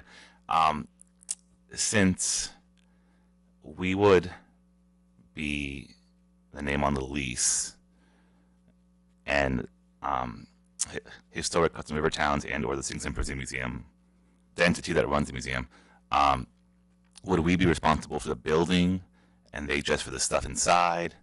Can I go in there with a rec card since it's owned by the village? We actually have, well, we haven't gotten to that point. Okay. The thought was that the purpose of the village being the lessee and ultimately the owner when it gets to that point is, as the mayor pointed out, because that's who the state would be comfortable as having on the other side of the equation. Yeah. The thought was that ultimately Sing Sing Prison Museum would be the entity that would operate and would do that. In terms of would a rec card allow you entry into the museum? I actually don't know that answer. I'm not suggesting. I'm just No, and I since don't it's even owned by even the village. That's all. thought of. What I can tell you is that for purposes of contracts for work that's going to be done, they're going to have to go through the village's procurement policies. Okay. So because it's going to be, it'd be a village-issued contract, bidding and all those other things. But in terms of those particular questions as to how that's going to operate, I don't know if they've gone to that point. Knowing Jerry Fielli's probably thought about it. Yeah. But I do not know, what they're looking at that point. But the displays and the work that are in there are, from what I understand, either donated to or the property of Sing Sing Prison Museum, because they are actually they're getting certain things that they have. I know in some occasions they've because a lot of stuff can be donated and they go onto the internet and see stuff. Sometimes they don't want everything right now. It's a matter of where do you store it? I mean, where do you actually physically put it? But at this point, they would be if you want to call it the titled owner of the displays that are going to be going up, you know, the photographs, and all the things, unless it's something that's donated for purposes by someone else. And they have a whole acquisition section within, you know, the Sing Sing Prison Museum board that is actively, you know, working on that stuff. But it wouldn't be, you know, unless the village itself owns something, it's not going to be village-owned. Okay. Other than the physical structure itself. Got it. Interesting question, though. Things that we have to figure out as we get It's further exciting along though in that this it's getting process. closer as we can actually have those discussions. It's pretty cool. Thank you. We're all good on this? Thank you. Sir? Michael? Okay, next. I spent the last 2 days up in beautiful Saratoga Springs at the NICOM meeting, and it was loads of fun. Stores are not yet open late, but we did manage to fill orders for honey and tea, and olive oil was requested by family members, but that was not the only reason for going there. Let me bring you up to date on a few things that were discussed in terms of changes in legislation.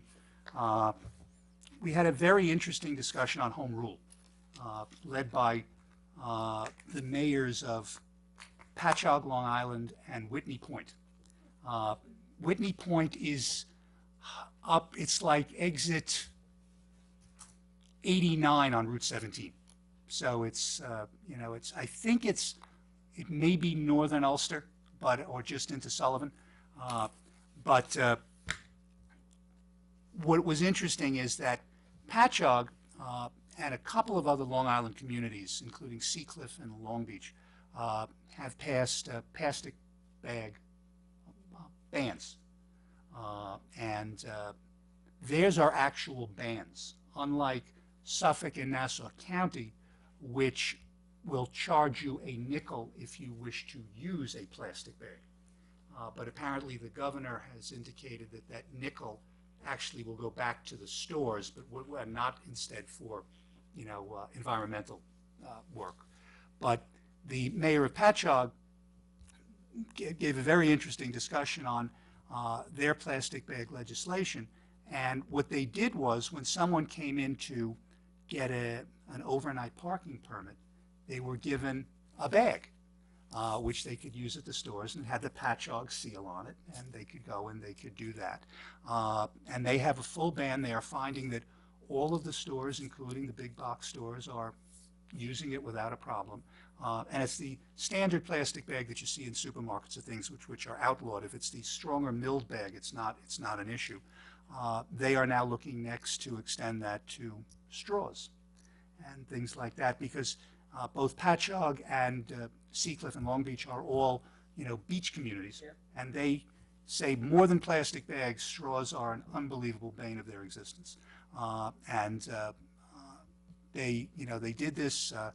There's nothing they were pointing out under home rule that says they can't do it, and so they have passed it, and it has been successful in both. They have found, you know, the stores. Someone asked, you know, have the large stores complied, and they said absolutely. You know, CVS, which is one of the larger stores there, one of the larger employers, has gone along with it with no problem, and has some of its own kinds of bags that they now use, which are that. So it was interesting.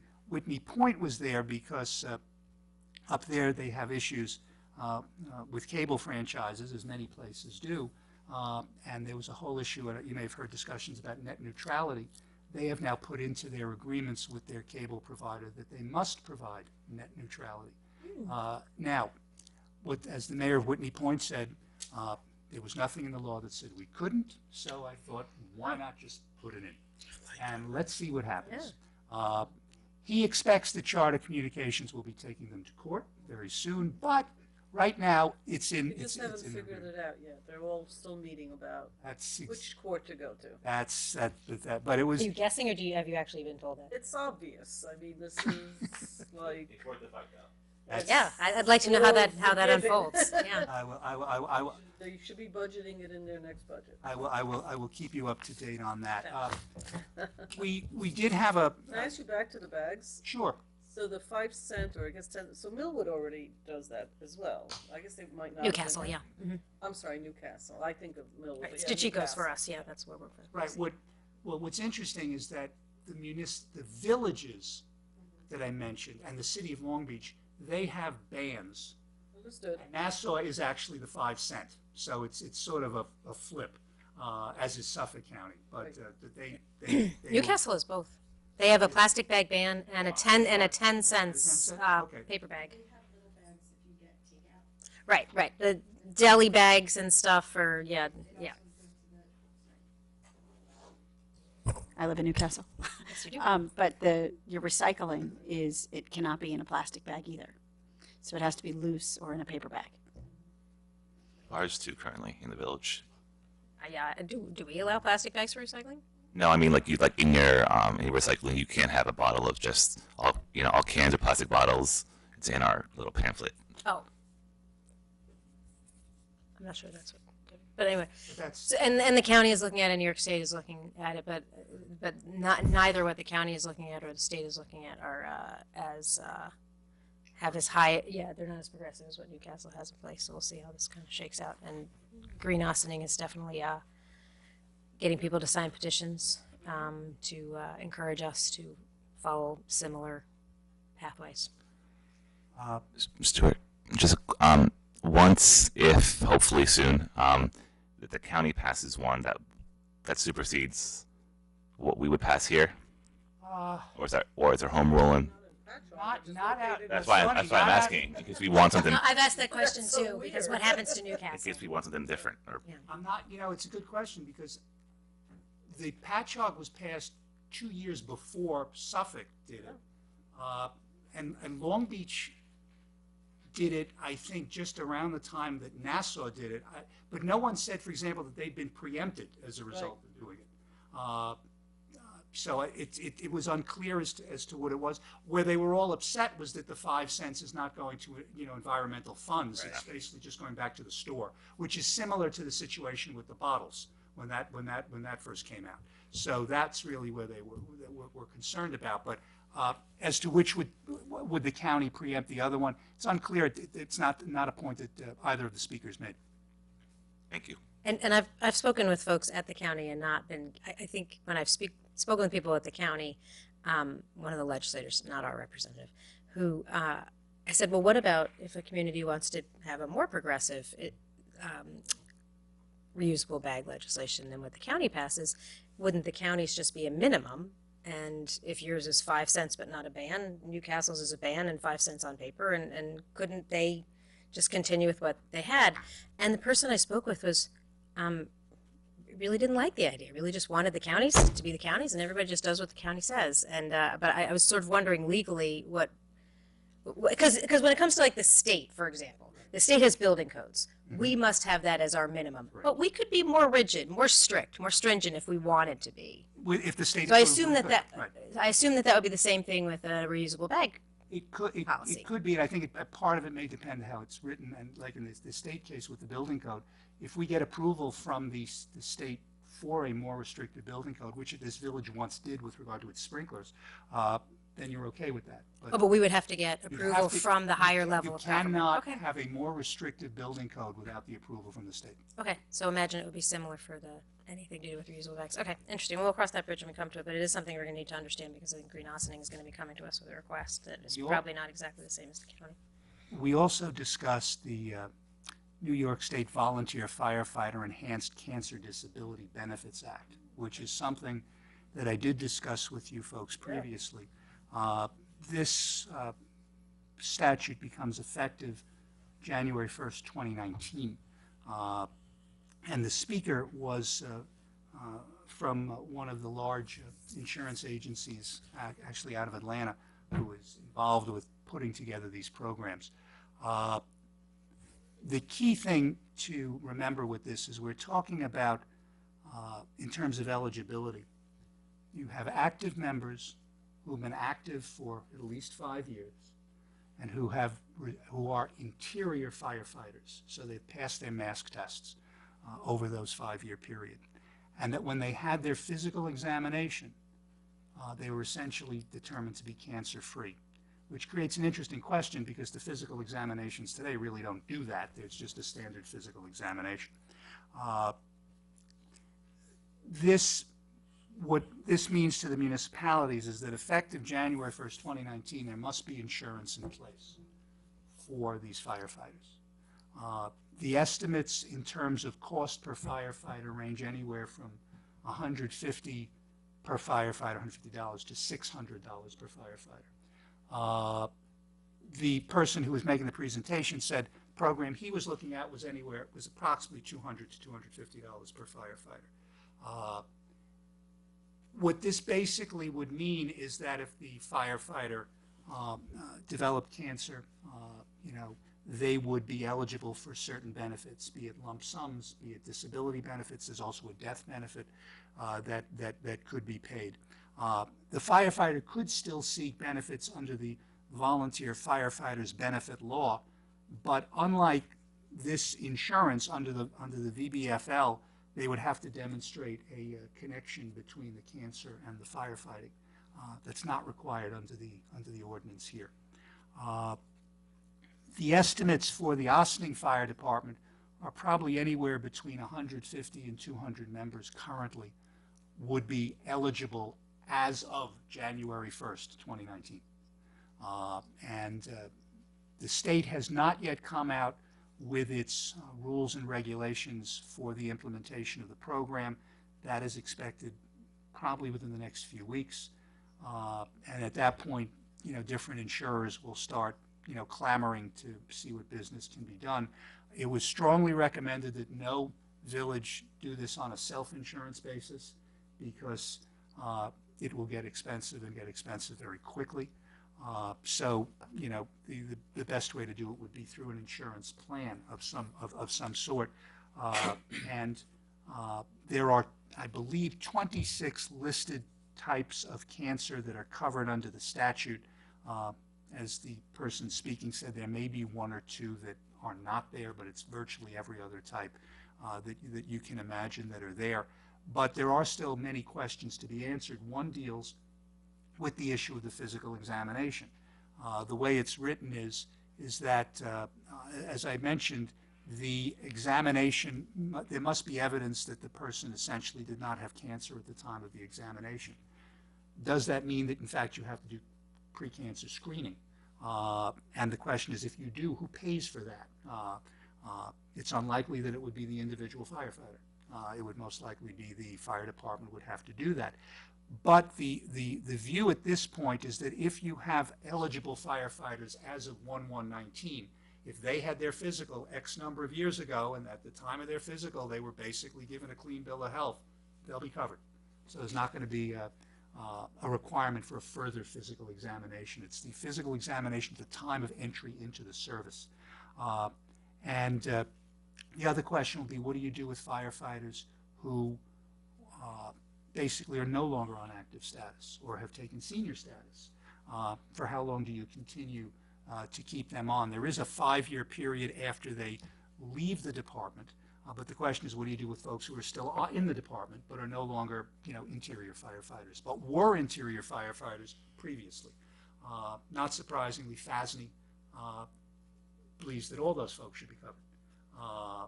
The state has not yet made that determination, and so we're waiting, obviously, for that, because those numbers could, again, become somewhat immense. I think what's important, and I discussed this briefly with Trustee Cobman, is we need to get from OFD a clear number of, as of 1/1/19, who'd be eligible and how many would be eligible, just with the 5-year and interior firefighting requirement, because it is going to go on a per firefighter basis, and presumably those numbers obviously will change. They may well increase, but there are significant benefits that would be available to an eligible firefighter should that firefighter develop cancer during the period to be covered. It was a very well attended section, as one might imagine, because beyond the fact that it is essentially an unfunded mandate, it is something that is going to happen very quickly. One of the questions that was asked is, what if we have fire districts? We do not. If we had a fire district, then the fire district would be the responsible entity to pay for it, because they have taxing authority.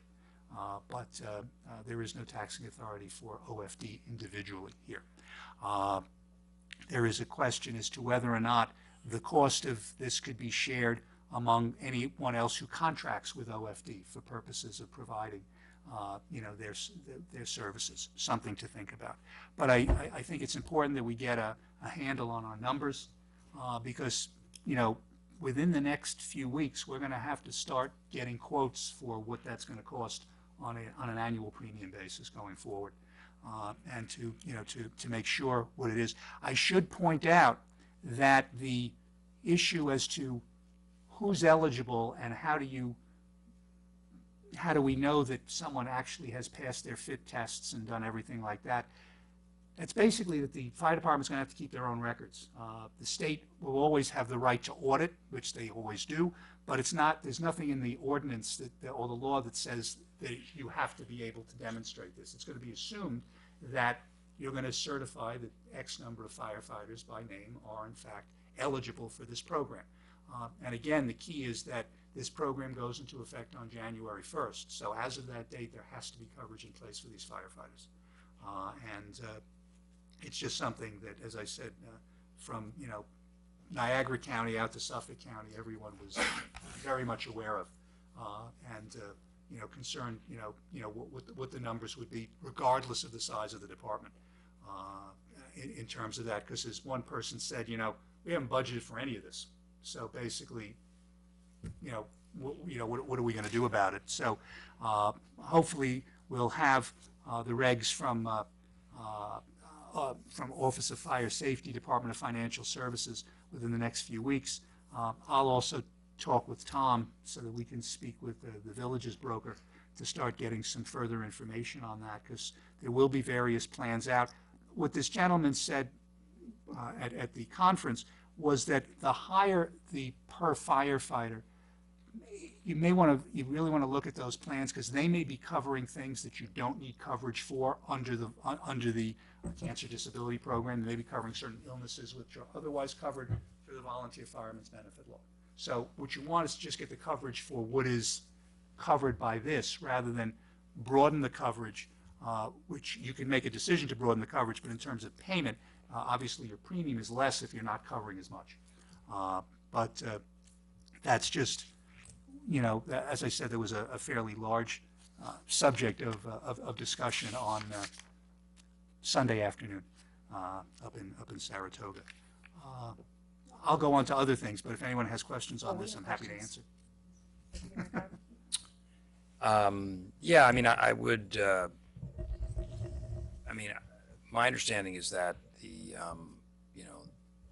they do annual fit tests for the department. So, any of the, and as I understand it, the department does keep records of those fit tests. I would guess that we would, I don't know what cancer screening we would do, or I wouldn't even know what that would cost. I don't know if that's something that we're even thinking about as part of the fitness test that they would go through because of the program. The other thing I would say is that, we really should be thinking about contacting other municipalities and being able to aggregate the policies and from other municipalities. I would imagine, since we're not the only municipality on the we have the largest in the state of New York, but I'm sure if we got together with other volunteer departments and just in Westchester County, that if everybody could kind of agree on, and hopefully it'll be prescribed by the state. It won't be that difficult to really understand the type of insurance that you're looking for. But I would think that would be a way for us to at least achieve some savings by having a larger population of people to insure. So Sure. That would be just a suggestion. No, agreed.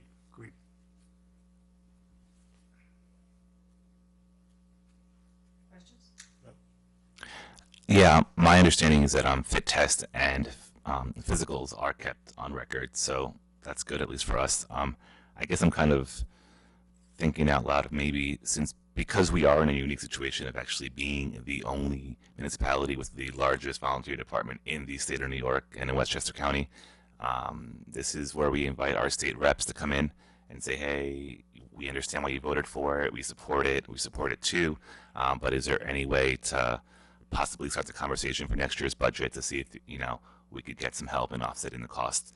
That is part of their role. And we are in a unique situation where we may need some assistance to make sure that we comply with the law and also protect our men and women.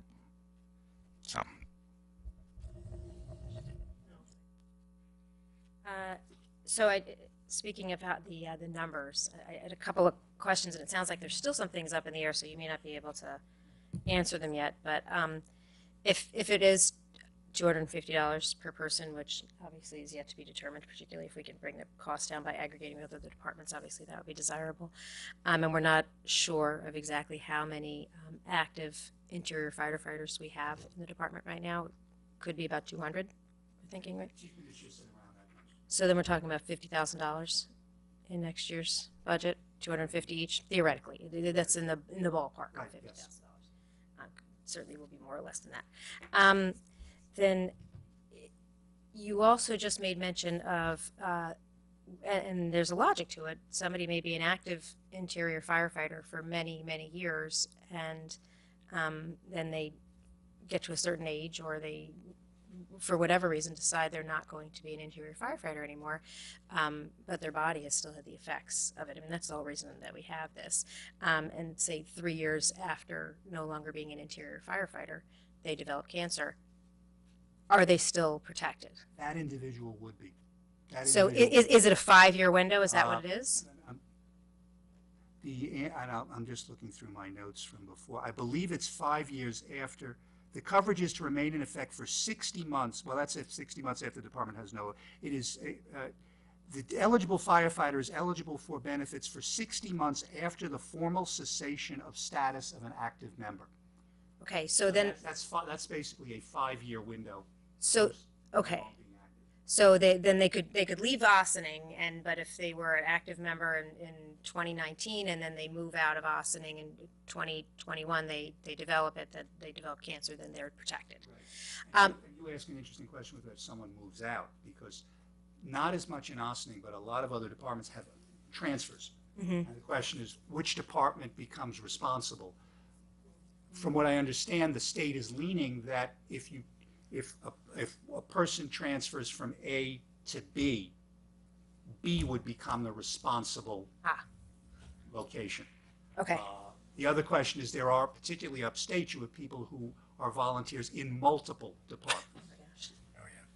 Not here, but there, and then that's another question that has yet to be answered.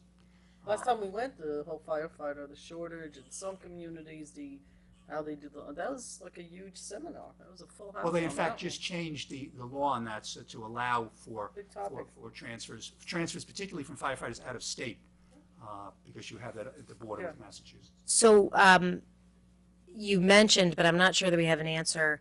We have a lot of members who are active members, but not interior firefighters. So that number of 200 firefighters can double if we're just talking about active members, right? Active, but they have to be active, and they have to be active interior. Okay. They have to be Okay. active So that is interior. clear. Right. Okay.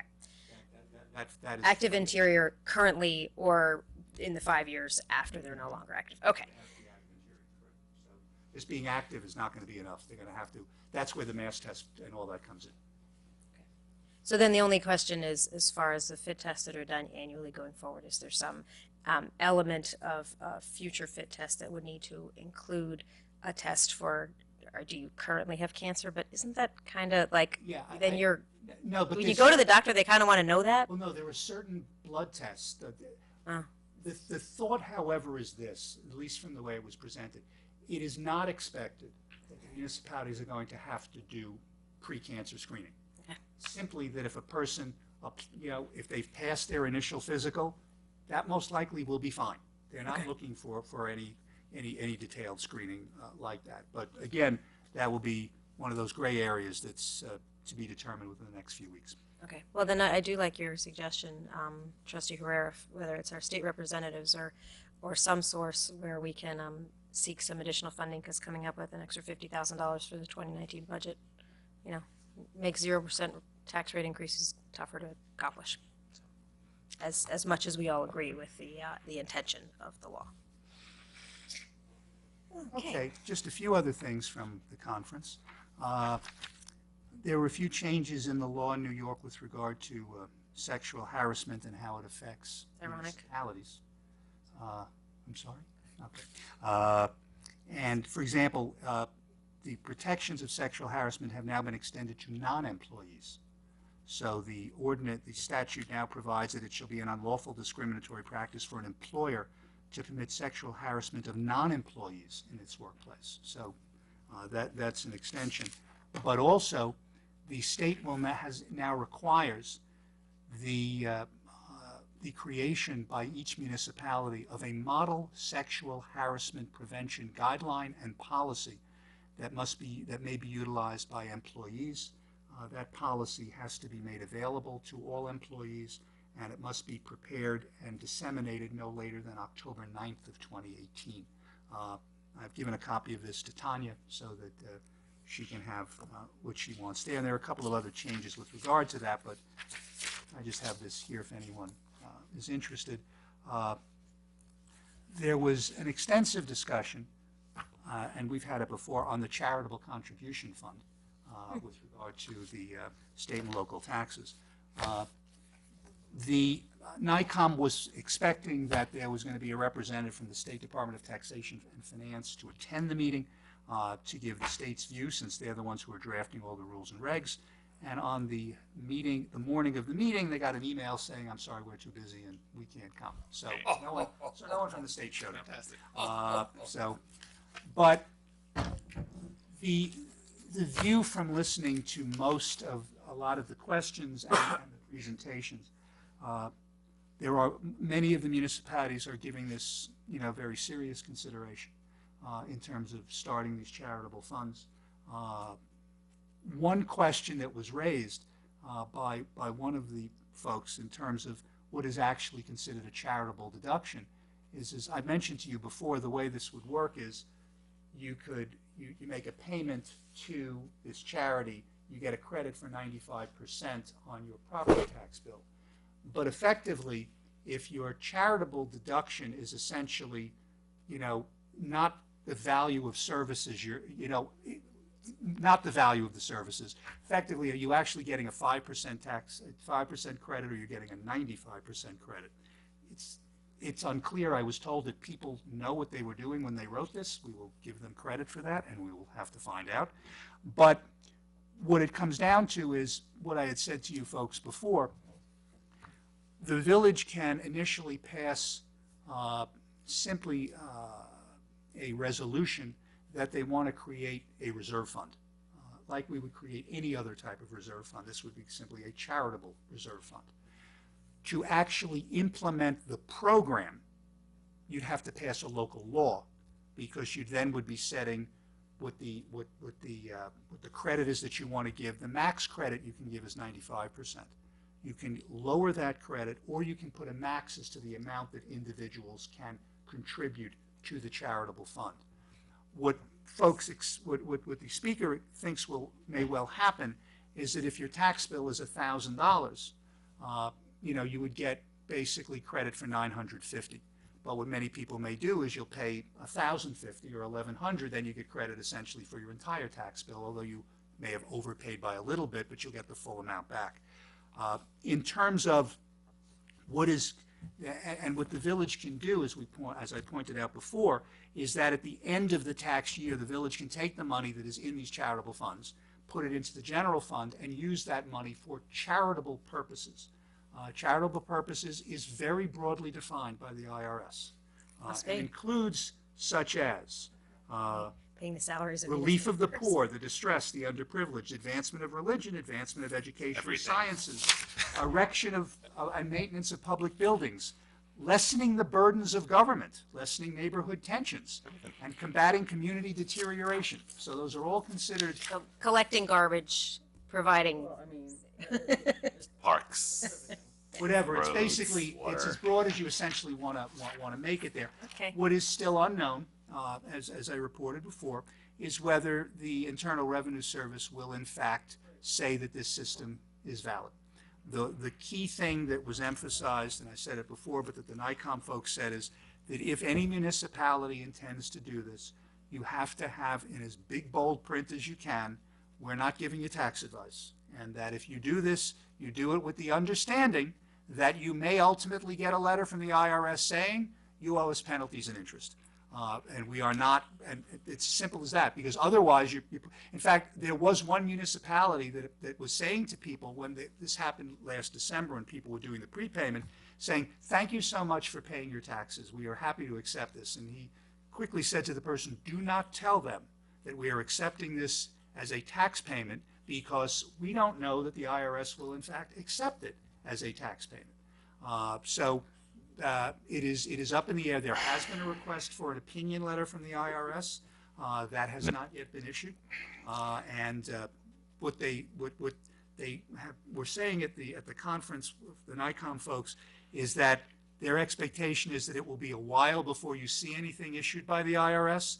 So they may want to see how many municipalities actually go along and do this, and how many people actually go in and pay this. One of the questions asked is, if I know that I'm going to have a very heavy tax bill in a particular year, can I pay 2 or 3 years ahead? There was no uniform answer on that. Some people said you probably could, others said you could not. So it's out there, but what you're seeing is that more of the municipalities in the higher taxed areas in the state are certainly looking at this. I think in areas where the taxes are not nearly as high and they don't necessarily are not as significantly affected by the $10,000 SALT restriction, you're not seeing it.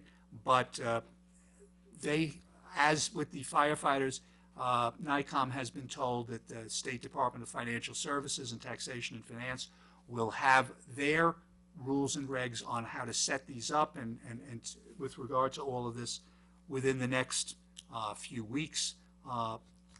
The difficulty not faced by the village or most villages, but faced more by towns in particular, which collect taxes for multiple entities, is that if, for example, the Ossining School District adopts it and they want to only do a 75% cap, and the village has a 95% cap, and the town does an 80% cap, and the county does an 85% cap, they got to collect it all across the board with different numbers. Since we only collect our own, we would only have one person. But for the town, it could become a major issue, and for towns that have even more, they collect for multiple entities, more than just the town of Ossining here, it could be a significant issue. But what it basically is a means to try to continue the deduction, but not do it, through property taxes.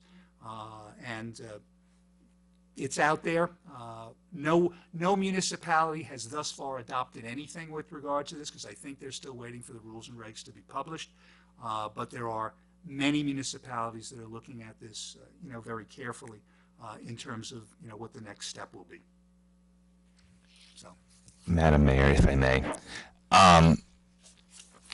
as grateful as I am for the proposal to give residents the perception of alleviation from their inability to deduct taxes during a time, especially in Westchester, where many families are being squeezed out and can barely make ends meet, I do not feel comfortable, nor do I think it's appropriate for the state to create restrictions and or procurement for a program that has not even been approved by the IRS.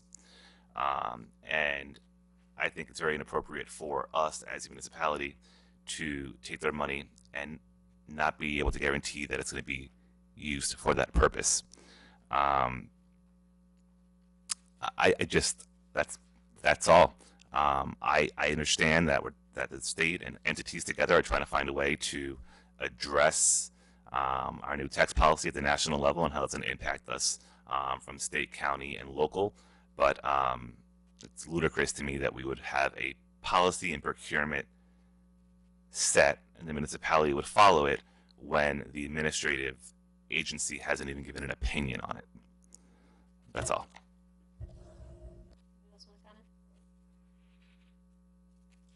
Yeah, I mean, I share Trustee Herrera's, general skepticism.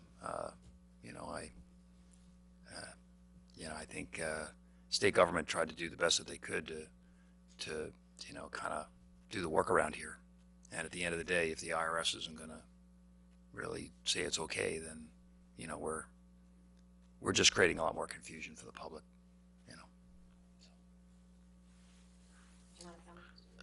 Listen, my colleagues share my colleagues' thoughts from my experience doing taxes. It doesn't seem like it's going to cut the mustard, but if people in Albany, maybe they have some tax accountants and some tax lawyers, if they can if they could find a loophole, just based off what Corporation Counsel Kahan has mentioned today and in the previous meetings. It seems a little far-fetched, but hey, I would wait for a little more information. I wouldn't move right now, particularly given the information that's been provided. Yeah, I come to the same conclusion, though my thinking is a little different. The federal government kind of changed the way of the world and with the new tax law, and it adversely affected those of us in this part of the country more than it did in most. And I applaud the efforts of folks in other municipalities who are willing to take up this suggestion that's been proposed to us by the state. We have an awful lot we're trying to accomplish. I don't think that I'm not interested in being the guinea pigs that are going to figure this out, and I'm very interested to see how other people do the heavy lifting and figure it out, and see if there's an opportunity for us to follow along and be helpful to our residents once we have a little more clarity on what the process would look like. So I don't know if you were necessarily looking for the board to weigh in, but since we all came to the same conclusion or didn't say anything, I think we find that we have some consensus. I will. When and if additional information. I think what will come next will be the guidelines from the state. The IRS ruling, I think, is a bit in the future. But when I hear, at least get the state's rules and regs, I'll come back and let you know at least what they have said with regard to that, and go. And if we hear of any municipalities in the state that have in fact actually taken that step. Thank you, because we do have a lot of residents who are asking about it, because it is a big financial burden to suddenly not be able to, or a concern to suddenly not be able to do your full deduction. So we do have a lot of residents who ask, what is this, and why can't we do this here, and what this is the story. So I'm glad that you're looking into it and continuing to update us on it. So when there is an opportunity, it does make sense, then we can reconsider it.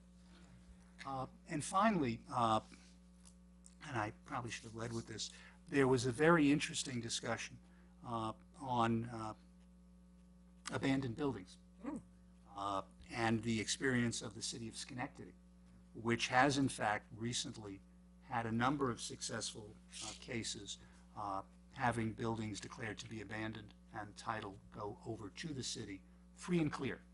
Residential, we're talking. All residential. Does not, unfortunately, does not apply to commercial. But they have been successful. It's a matter of educating the court because they don't see as many of these kinds of cases. You want to make sure that everyone who is supposed to be served and noticed of the particular case is made aware of it. But in Schenectady, they have been able, what's happened, one or two things: either they've been able to take the property over, or the property owner, be it a bank or be it an individual, wakes up and in fact starts actually to make repairs to the particular building, which is really what you want either way. The impression I got was that Schenectady was doing this because there were certain locations where they wanted to do redevelopment, so if they could find properties within that area that they could sort of like put all together as one particular thing, why not? That's something that's done. Nothing inappropriate about it. But it has been successful there, and basically they follow Article 19A of the Real Property Actions and Proceedings Law that I discussed with you folks previously, which is a means of basically declaring the property to be abandoned. It requires an initial declaration of abandonment by the building department that gets filed, and then after there's proper notice, the village can move in court to have the property declared as abandoned with title turned over to the village. It tends to be, at least in Schenectady, a much more rapid process than either doing a foreclosure or even a tax certiorari where you have to wait for 2 years. Schenectady's experience is that within 6 months they get title from starting the case. And as I said, it has been successful there. They were kind enough to provide copies of the various papers that they use to effectuate that takeover. But as noted, it is just for residential properties and not 1 or 2 family owner occupied. And that may sound strange because frankly, if the owner is there, why would that happen? But as pointed out, there are circumstances where there is an owner they may well be, but the house is still effectively abandoned. And that does happen. But they've had a good deal of success there doing it. And as I said, I think they have had at least 8 recent matters where they've had properties turned over to the village. And the real benefit is it gets turned over free and clear of all debts. So mortgages get wiped out. So you're basically getting, in that sense, pristine property, which is really what you would want. So that was a very helpful discussion with regard to that. And then we just had a discussion on some bills that are currently pending in Albany, some which I did not know, for example, that school districts are not permitted to contribute to the cost of crossing guards. I was unaware of that. Apparently, that is a bill that is pending in Albany to allow school districts to contribute. Initially, the school districts were in support of it, passed the state senate, and then the School Boards Association said, not so fast. So that sort of is died on the vine right now. There's also legislation that if there are new ordinances or new laws passed which require municipalities to incur expenses, a la unfunded mandates, that the state must set aside funds for those mandates. That has passed the state senate and has died in the state assembly. So that is there. And we had a discussion on the local gross receipts tax. One of the big issues are the energy service companies, the ESCOs, such as like the CCA that we have here, are they paying their 1%? And that's something I will ask Tom about because the ESCOs are taking the position that they do not have to pay. Really? Yeah. Because What basis? their theory is that they are not producing the power. They're not even producing the power, that it's one thing for Con Ed to pay, but not for them to pay. And they've, apparently upstate, they've taken a very strong attitude that they're not paying it. So I'm going to talk to Tom to see if, in fact, down here, if that's happening. But other than that, I have all the documents that was provided, and I downloaded them, so if anyone wants anything, feel free. Thank you. You're welcome.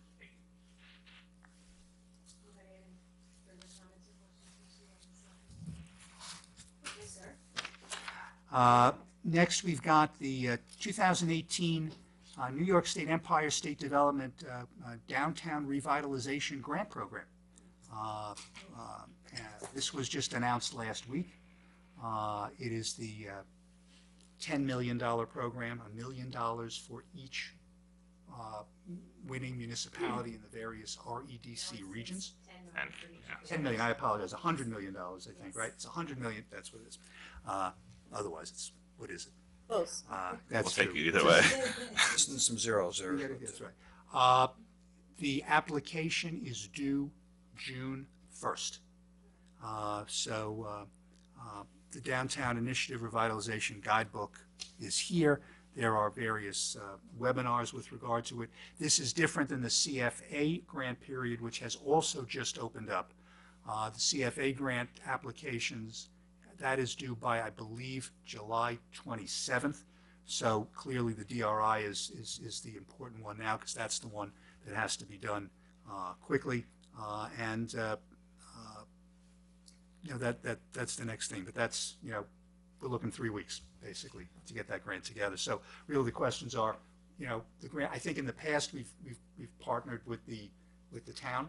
Or at least last year we did. So the issues are what do we want to put into that and get that grant together, because 2 years ago we were a finalist with regard to the Mid-Hudson region. And if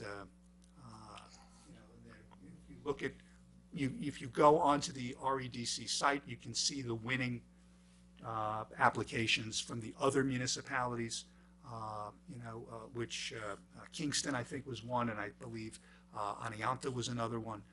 It's interesting to see what they have done with regard to their downtowns. The state, if you are the winner, they basically provide the planners. I mean, it's, they come in and they work with you on all these different things, but I think, we want to, and I know I've had some discussions with Debbie on this, a few with Jamie, obviously, and with the mayor. We just want to get, obviously, as good an application out as possible.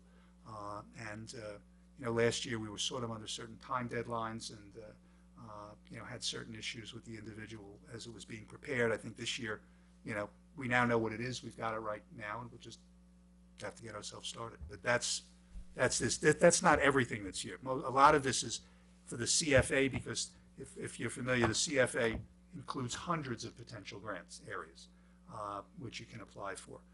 But the DRI is explicitly just the downtown, revitalization and, how you present that. So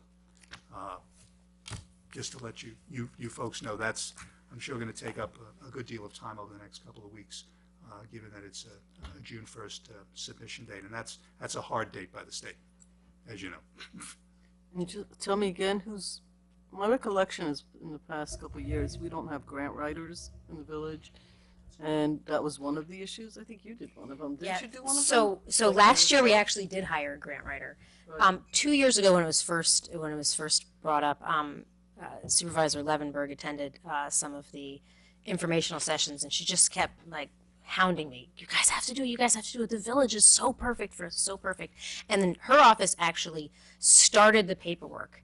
And because it's actually, as grant applications go, it's pretty simple and straightforward. They have an explicit number of questions, an explicit number of pages that you can put in, whereas the CFA applications are, you have to do it online, you have to put in certain codes. And Hundreds of questions. Yeah, whereas the DRI is much more like writing a paper, telling people how great your community is and your downtown and why you would be an ideal recipient of $10 million to work essentially with a planning and development grant for revitalizing a downtown. So the first year we did it, they had done some of the paragraphs helping to describe sort of the parameters of what might be in the downtown, which is, we really could have just pulled it out of our comp plan because it's pretty well defined there. But and then we had, I just did it in a day. And then we were delighted that we were finalists. There were 7 finalists in the Mid-Hudson region, which meant we got to do a 10-minute presentation for the Regional Economic Development Council judges with a little PowerPoint presentation. We brought them Portuguese pastries and invited them to the Portuguese Fair that was happening the next weekend, and we did not win. The next year we had a different approach. We used a grant writer. We partnered directly with the town. We were the lead agency, but they were very much involved, and we broadened sort of what we were talking about. And the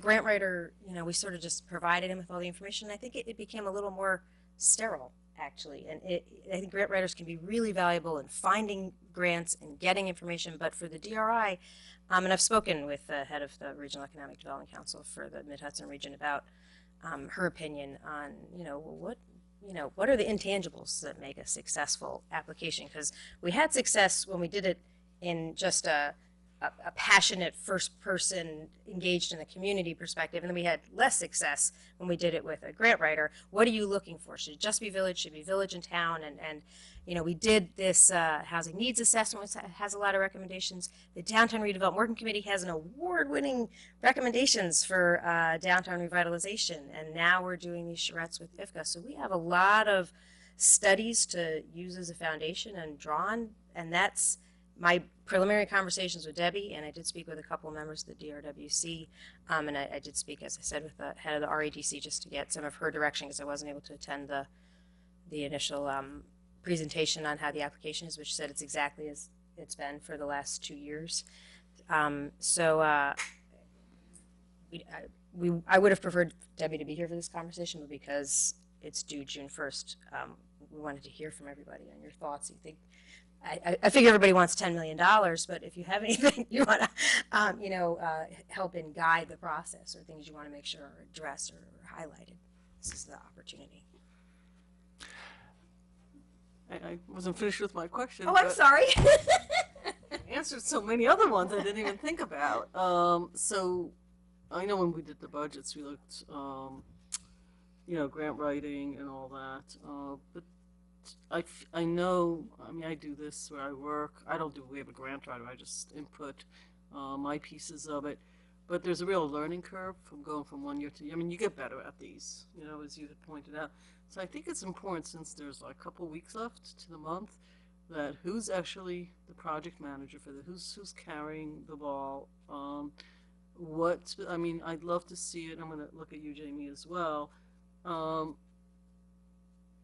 In the way we do things, I think in this particular case, if you guys put a questionnaire together that you need with timing, so if you need input from us with when it's needed back, to avoid all this conversations and emails that start occurring, I think it'll be more productive. And then obviously anybody here can input on whatever they want anyway. But at least having the questions, if we don't hand something back on time, that's on us. And that happens often, actually. And if we don't answer the questions, we just don't respond to an email, well, again, that's on us, individually and collectively. But I think having that piece with, like, we need it by, Thursday, 4 questions.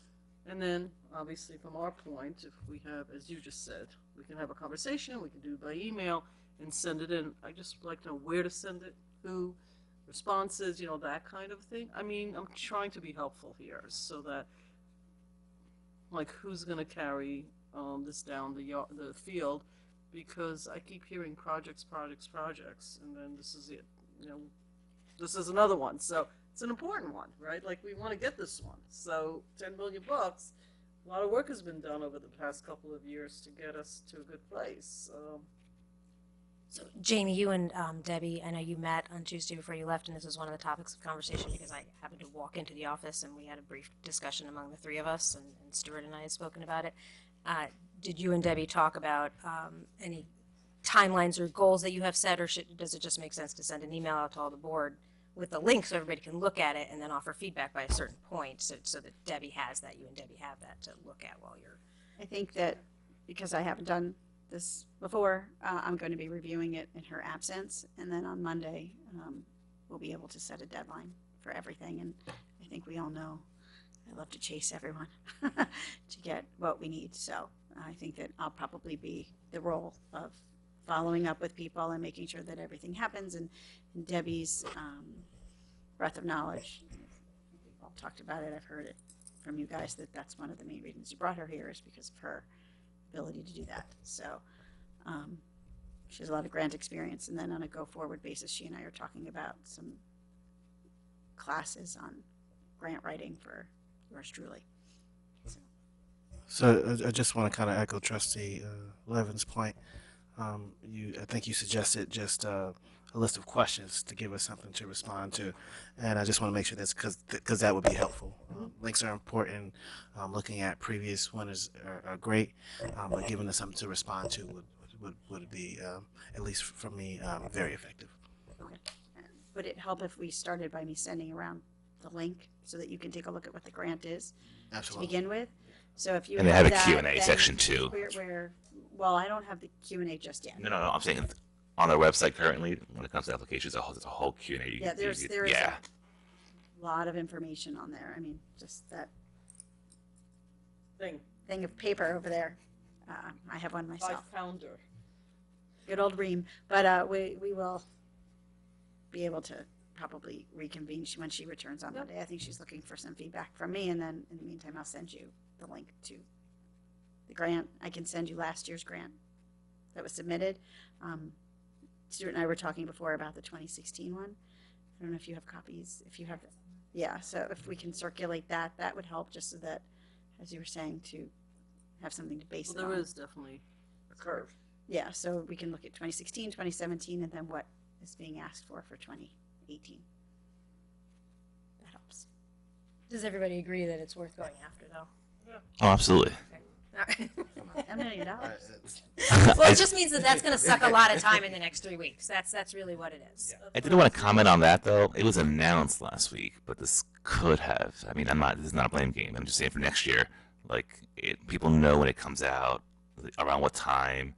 So maybe we should have a discussion as to what state grants we anticipate going after to kind of not give us 3 weeks and kind of like put our staff on full-time mode and because that's adding a lot of pressure on staff for 3 weeks, right? So,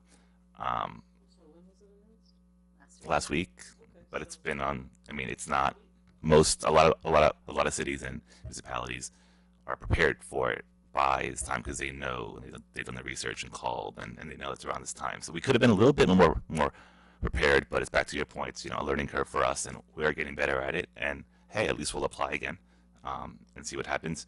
I also wanted to add. I definitely agree and suggest that we remain a lead agency on our application. And if we do anything with the town, as you saw earlier, I want to make sure that we are on the same page if we do any other grant with them ever again. That's very clear on that.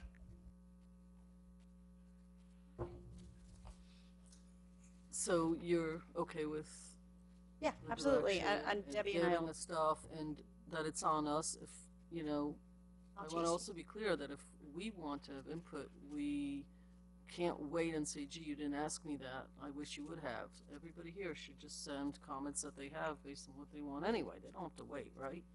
So honestly, I can't answer to because I have to really take a look at what, I have to read Well, the you're gonna last. send us materials. Yeah, I'll It send you the doesn't stop us materials. from commenting. Right, absolutely.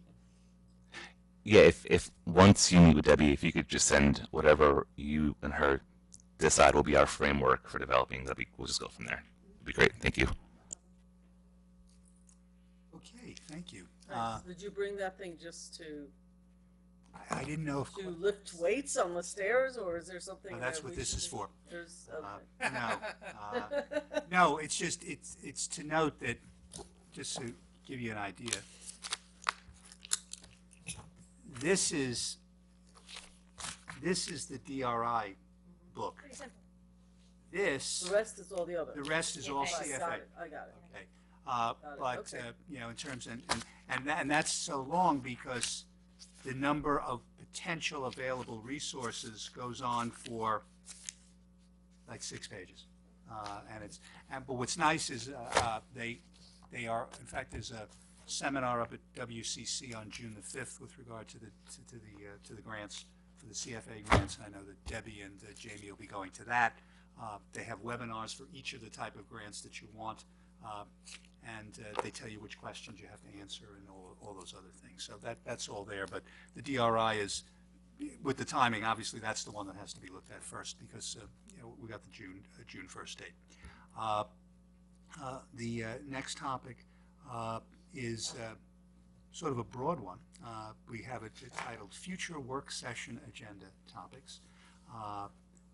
The thought was to, and Trustee Herrera, this will take in part of what you wanted to discuss vis-a-vis, be it, June 13th or with regard to issues on agendas and things like that. But basically, if there are topics that you folks are looking to have some discussion on at some point, not from an issue of consensus, but more just topics, we can keep sort of a list of what those topics are so that we can, see when to get them in on work sessions or discussions. Because I know folks have said that there are other topics they wanted to bring up that sometimes get pushed back. This will help all of us, particularly those of us up on the second floor, to get these in order in terms of getting that taken care of. So that's why it's sort of broad, but I think this might be the best time to have that. So I leave that up to you folks. Trustee Herrera, did you want to comment on this? Yeah, I mean, that's a suggestion that I think is great. I mean, if we all have items that we're comfortable preparing or sharing in advance, some just come to us through talks with, either at an ICOM meeting or constituents or, I don't expect everyone on the board to kind of give everything that they want to discuss in advance, but I will definitely try, at least for me personally, and hopefully what you my colleagues will as well. Um, Last week, my bringing up those meetings was more about the definition of consensus, the defining of roles of our chair, no matter who it be, the ability for board members to call a special meeting, having the majority, as per my call with NICOM, the ability of the board to discuss an item regardless of what I say as a trustee or what the mayor says, or what does it mean to have the majority when it comes to discussion. I was reading a NICOM book and didn't really say much. That's why I had to call them, but I want to be very clear on roles and abilities, exercise of power, abuse of power, all of that, to make sure that we as people in these seats and also those viewing know why we're operating, why we're even discussing this, and how to move forward. What you may need then are rules of procedure, which this board does not have. The only procedure that is actually written out is in terms of recognizing people to speak at public meetings or at a meeting. What NICOM has in their handbook is basically suggestions as to what you can do, but in terms of setting forth an agenda, setting forth procedures, setting forth calling a special meetings, all things like that, some of which may be there are some things that are within the charter of the village, but a lot of things effectively may well require the board to either have some formal policy that they want to adopt or an informal policy in terms of how that works out. Because I looked to see if there was a policy that we had, a formal policy. The only one I could come up with was in terms of calling people up to speak and what they have to say and how much time they have and everything like that. The sort of nuts and bolts operation of a meeting, other than you have a mayor as a chair and you do things like that, in terms of how do you get things on an agenda, what do you do? That's I guess more, let me put it this way, historical knowledge than actual policy that's put into effect. And folks here, many of folks here have been here far longer than I have, but that's NICOM's view is that if you have a policy, it's probably better, because at least that way it says what it is. And to go to your point, Trustee, the public knows how things get done, how the sausages are made, so to speak. But it's that's. I haven't heard that in a while, Stuart. What? I haven't heard that Okay. in a while. But in this regard, but that's what we don't have here. And that doesn't separate us from, there are other municipalities that are in the same situation. So I think that's a fair subject for a discussion as to, how you want to go about doing that.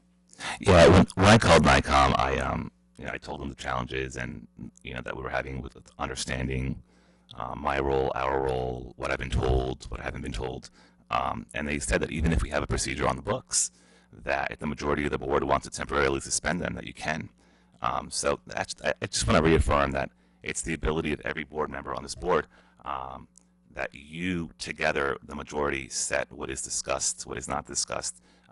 Yes, there's a mayor who proceeds when it comes to procedure and is equal colleague with you, and that should be respected in that role as chair. But even if we have a procedure, which now looks like we could draft one, you never lose your power to speak, and you never have to be told that you can't speak or call a special meeting, as you have told me. So I really want to put that on the record, that the majority of the board can call a special meeting if we want. The majority of the board, even if it's not on an agenda, can say we're suspending rules because the three of us, want to discuss a particular item. And I think it was really important. Now, since we're talking about so many sensitive topics and there's so many issues that we're bringing to the table, I think it's important for everyone to know the type of government that we have. There's a strong mayor form of government that you see in cities. There's a weak mayor form of government called villages. And I think that it's important for us to know our role. I actually will be sending out a memo to go over our charter and our roles and rules and procedure for us to really educate ourselves, get a refresher, and also the public. So, but thank you, Stuart. I appreciate that. And on which is in fact one of the few things that is specifically mentioned in the charter. That says the mayor shall have the power to call special meetings of the Board of Trustees when he or she shall think proper, and it shall be his or her duty to call such special meeting when requested to do so by any two of the trustees. That's, Yeah, the charter of, our village charter is actually slightly different than the village law for the state, because in the village law in the state, it doesn't even have to be a majority. Any member of the board of village government can call a special meeting, but in our village, it's two. But it's silent on agendas. Our village code is, and the state village code is on how agendas are set. that is correct. And NICOM very much does recommend that, that every municipality put forth their own rules of procedure for how agendas are set, and they have some samples. My conversation with Wade Beltramo this week was that we would just need to, at this point, until we have rules of procedure in place, just go on past practice. And I did reach out to Marianne Roberts, because she's, we've got 3 years of past practice with me. Some of us have a few years more as trustees with a different mayor. And Marianne Roberts has the most depth of knowledge in how it's been done in municipal government. And she was not able to come up with anything, neither was Lisa Nestor, of any rules of procedure beyond the rules of conduct from 2007 that have to do with public speaking. I don't know that it's come up before. She couldn't cite any concerns where there's been a lot of questions about this has been said before, but the way we've basically done it is I work with Stuart, Jamie, and Debbie, talk about what are all the things that you've been working on that have either come about because they're part of big picture initiatives, like what Debbie is trying to move forward, which we've met about a few times, so she tries to move things forward and needs our input at given times, then we will put those on the agenda. As Stuart's moving forward with legislation, whether it's brought to him by need from a staff, big picture agendas, or from us, how do we move those forward? And items from trustees come onto the agenda as soon as they're able to be spoken about and staff's able to be prepared to present on them. So I do think it would be really helpful. We did it once earlier this year, not totally exhaustively, but I think it would be helpful. I liked your suggestion, John, last week when we were discussing this, that we spend a little time today talking about what are items that we want to try and craft some agendas for upcoming meetings. We have one more in May and a couple of in June and July. The June and July meetings could take place in the library, but they don't have to if it doesn't make sense. If we're going to sit around the table and talk about, stuff that 80 people in a room watching us wouldn't really benefit from, then we don't have to use the library, but it is booked right now for both our June and July for those 4 meetings. But if there's enough items that really focus on a particular topic of interest, whether it's housing or environmental issues, and we want to take advantage of having that space, I think it would be really beneficial to use that space where we have an opportunity to hear from people and to be in a larger space. So I did write down a list of topics that have been brought to my attention that we've started on, that Debbie had brought to my attention that should be on upcoming agendas. And just what I have is going to be a pretty full next 5 agendas. So some of these are not going to end up necessarily happening in the next 5 work sessions. Are other folks, do you know the things? Have you either prepared for today, or do you know off the top of your head the items that you want to make sure are addressed in some very deliberative way in the next couple months? Definitely, I would like to have, along with our police chief, a conversation on public safety. This board has been gracious enough to fund a program for our youth. I would like to have a general conversation about youth development and how the village government actually facilitates that. I also like to have a conversation on just intergenerational services, right? Because I think we're missing an opportunity to bring all people to the community. We have a lot of value in our seniors. I know there's a lot of seniors in this community that really want to share with younger people or younger mothers. Offhand, in previous conversations, we've had conversations about, it's come back to me. but there's Are you praying in the middle of no, the no, board no, meeting? no. Oh no, you would Amen. know. You would know. You would know. Definitely, with respects to housing, passive and net zero homes. I think I would like net zero homes and passive houses. What's the gentleman? Jim from Jim Kaloran from Habitat? Habitat for Humanity. He's actually worked. He's done a couple in a couple of communities. I would like to look at that as well. Yeah, that's Interesting. Anybody else have other topics? I think the only thing that I want to do is just the thing that's just sort of like near term is that when we had our budget discussions, last year, we ended up putting the Austining Arts Project budget in contingency, and it wasn't actually kind of put into the budget. And so I would like to have a discussion of that as soon as possible, and with the idea that it would become a budget line. And I mean, I don't expect to expend the entire assigned amount, but I'd like to make it a real thing, as it were. But, the passive housing thing, that's a really interesting idea, kind of lower footprint.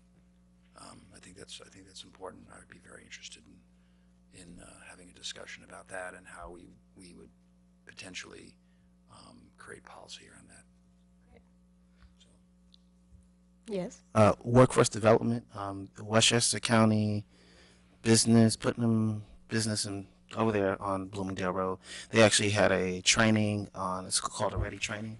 It stands for respect, enthusiasm, articulate, dependable, and initiative.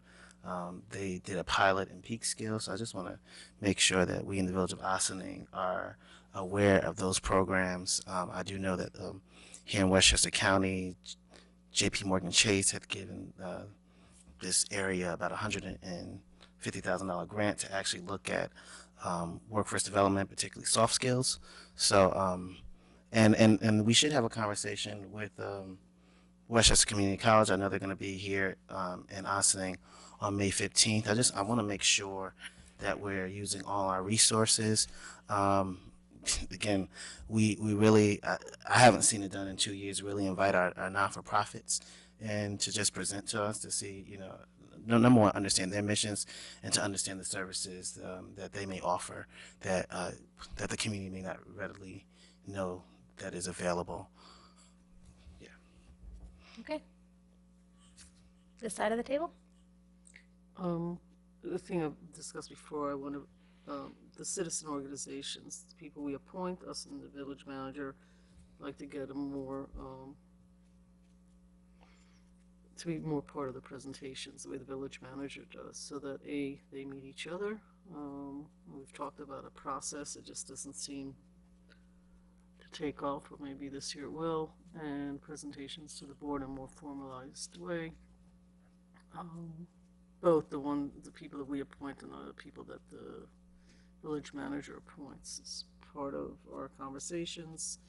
I want to talk about sort of the barriers and the understanding in the community of why we can't solarize everything because of agreements and contracts that we have. We always sort of slide through there, but how to get solar. I want to look at the properties that the village owns as part of in the firehouses and how to make them more energy efficient. There's a topic because we own most of them. John, you have spoken about that in the past more than once. I have spoken about it. It doesn't seem to come together. It's not all on us, but if we're doing our druthers list, I'd like to make that. And the other efficiencies to learn from the town. The town already has installed electric vehicle places. We haven't really discussed it. So in all fairness, we haven't I look at you because you and I have sat, we've traded off some of the committees. It goes with my committee discussion about how to look at that for the village. And there are tons of programs out there. So there's no lack of programs. They're sort of how do we get that going? I would like to have a discussion about the waterfront EAC. We do bring up, I look at you, Stuart, because we were at the last meeting together. There seems that committee in itself, but I think at large, the community, because to me, every citizen group actually is a proxy for the larger community, the understanding of the zoning stuff in the waterfront versus everything else. So there's this concept of downtown, there's a concept of waterfront. So I'd like that waterfront piece to be brought up so people understand that. And all of this, to me, has to be weighed against I say it's a 4-page, I think it's 3-page initiatives of the village manager. So it's nice to do the druthers, but if all we keep doing is putting new stuff on the plate and don't take anything off the plate, it's not really doable and possible. I mean, it's unrealistic to have conversations but never be able to carry anything if we agree to. I'm looking at you because I don't remember exactly whether it's 11 key big initiatives or 12, but whatever that number is, if that doesn't stay on target and focused, then things we already agreed upon as major initiatives aren't going to be approached, and then we have all new things on the plate. So the balancing of priorities, I think, will become an issue as well. So I did not come prepared to, as I said earlier, to kind of just lay out what I have or what will come to me as we go. But on top of my head, definitely Route 9 conversation, right? Where are we with that? Where is that going? Since it will impact all other planning around economic development and our strategy, housing, all that, right? So Croton Avenue has been an area that we've kind of neglected because so much energy has been put on downtown. So how it looks, how it's treated, the code issues and the challenges that we have on upper and lower Croton all the way up to Roosevelt Square. And then I kind of have a couple of prospective support resolutions for a lot of public safety items, and also some possible topics on conversation about public safety that I think are best appropriate, and I'll break it down in my memo as to why in a Board of Police Commissioners meeting and not this meeting, as to why it's best appropriate to have that meeting. So I'm going to separate those when it comes to public safety and discussion about policy, about public safety and personnel and info sharing, and that's just to have a discussion and throw that out since we've kind of brought it back and forth. I know that we haven't done that in a while, but it would really be a good opportunity for us to kind of focus on one department, especially during a time where our department is leading as a department, and we could really show how we're leading, ways that we could lead better, and some ideas that we could pull in from the state and county, and some initiatives that are have been pushed throughout the county and also throughout the state. And that's all I got for now. If we've ever met as a Board of Police Commissioners, I don't recall particularly doing that. Not in my lifetime. Well, yeah, when we hire, yeah. So yeah, that's one of the decisions right, because being police commissioners is inherent in being an elected official. You can't be one without being the other in our village. I don't know if it's different elsewhere. Is there a different set of rules that we follow if we are putting on our police commissioner hat or a police commission hat? Because really, we're only a commission of... Your area of involvement is more limited in terms of what you do as a Board of Police Commissioners. But before I give you anything further, let me look it up because, Thank you. As you said, it doesn't come up that much, but I'll go over it. Thank you. Sure. Well, there's certainly some, overlapping topics that are already becoming evident that might work well together in an agenda. There's certainly some environmental topics, and I have some on my list as well. The EAC is looking at doing maybe an open space inventory.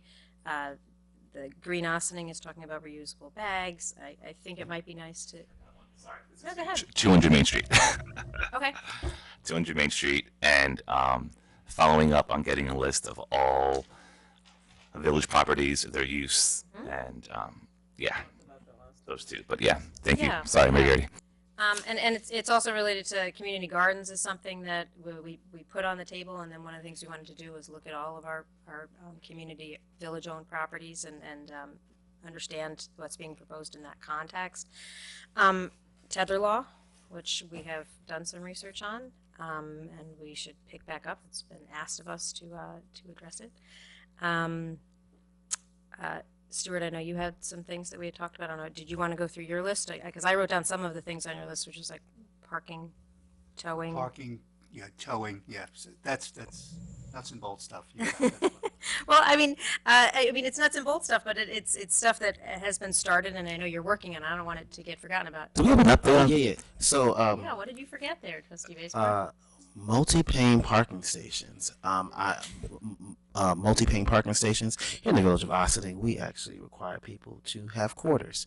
It is one of the most inconvenient things that I've ever seen. It just really is. I mean, that people have to actually make have, it harder for them. have coins. I just seriously, Trust me, I know. it really it really bothers me. And as I look at other communities, Peekskill, where I work, I mean, there's a credit card meter. I mean, they didn't even, they make you automatically pay $1 just because you're using a credit card, by the way. So that's something that would be interest. Accessory apartments, that's what I was looking for. Accessory apartments, in our earlier conversations, talking about affordable housing, looking at ways that you can build housing already in existing structures. That's something that we can look at, and ultimately just understanding, having a conversation on zoning and the powers of zoning and who actually has the power to determine zoning, I think is very crucial for this board, even before we go into our comprehensive plan. And then also a floating zone, that's just a general topic, but definitely really understanding what zoning and planning is, and how that actually has come to be, the powers that the state gives us. I think that's crucial. Understanding what a comprehensive plan is, why it's important. Those are also things, since we're just talking about general topics, that we would like to discuss. Yeah. I forgot one that we all forgot, that I'm kind of shocked we all forgot, is schools. How we're working with schools with the perceived actions, that our actions are going to affect their plans to succeed going forward. I'm sorry that I forgot that. I hear it all the time. Well, on that topic, there has been a lot of talk in the community about what's going on with development. Sometimes people get very concerned about any particular development and the impact that might have on schools that are at capacity, and what does at capacity mean.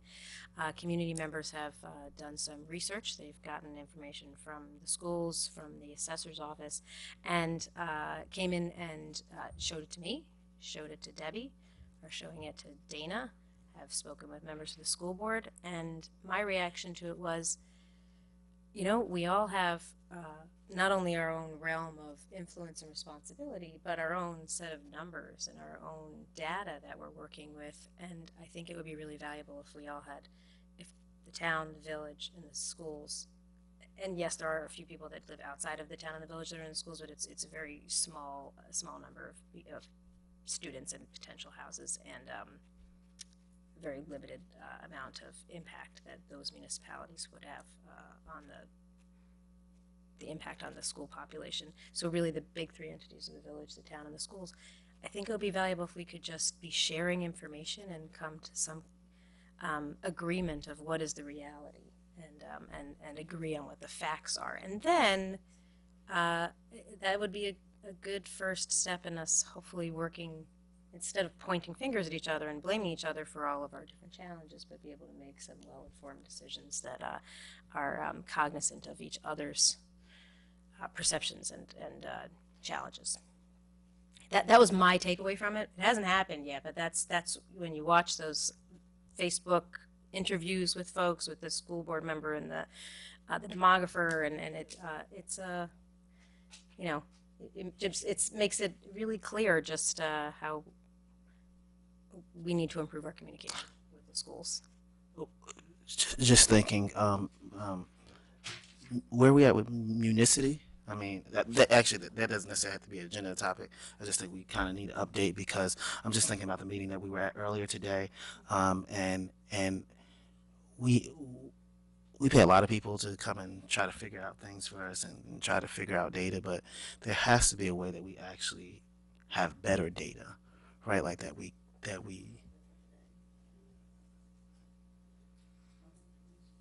Well, we did on municity we spoke about. That, yeah. So I mean, correct. yeah. Doesn't Municity have all that has all the building department information, right? It does, it's on the website now, yes. Okay.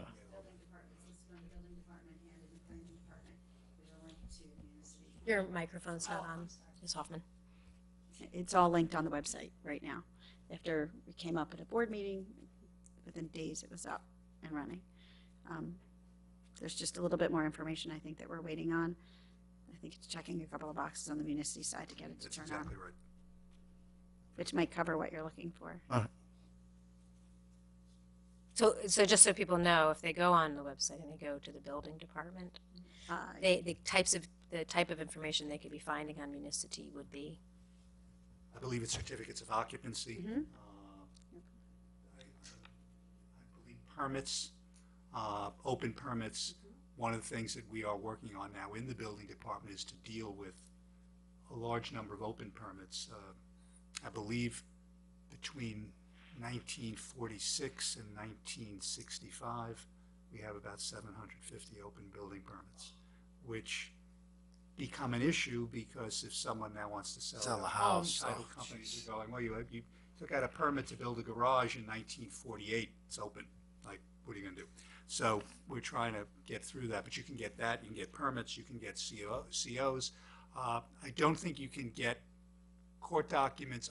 I mean, it's available on Municity. I don't know if it's on the public side of Municity. I think that information is when you go to the building department and they request it, that's on the computer that's Right, and they facing can away. get it themselves. But you can certainly find out, and which will reduce the number of FOIL requests, because that's what a lot of them they get. For example, you want the assessment card, you can get that off of Municity. You can get the, again, the permits, you can get the, both the permit application as well as the granted permit, the CO you can get, and all applications that are, associated with that. So that is now all easily available with regard to the property, both by street address and well as by section, block, and lot number. It's under property information? Thank Yeah, and I can tell you, a realtor approached me the other day and asked, who put it up there? Me. Worked out really well. People really like it. Thank you. I think one of the things you talked about is going to reduce the number of foils, Exactly right. which will reduce also some of the staff needed for it, so they can work on other things. I mean, it all works together, and the accordion can now get as big as it gets, because it's not dependent on people. Yes, John. Well, I was just going to say that, obviously there's a lot of really, a lot of really good ideas here and a lot of very important topics that, we need to deal with. But,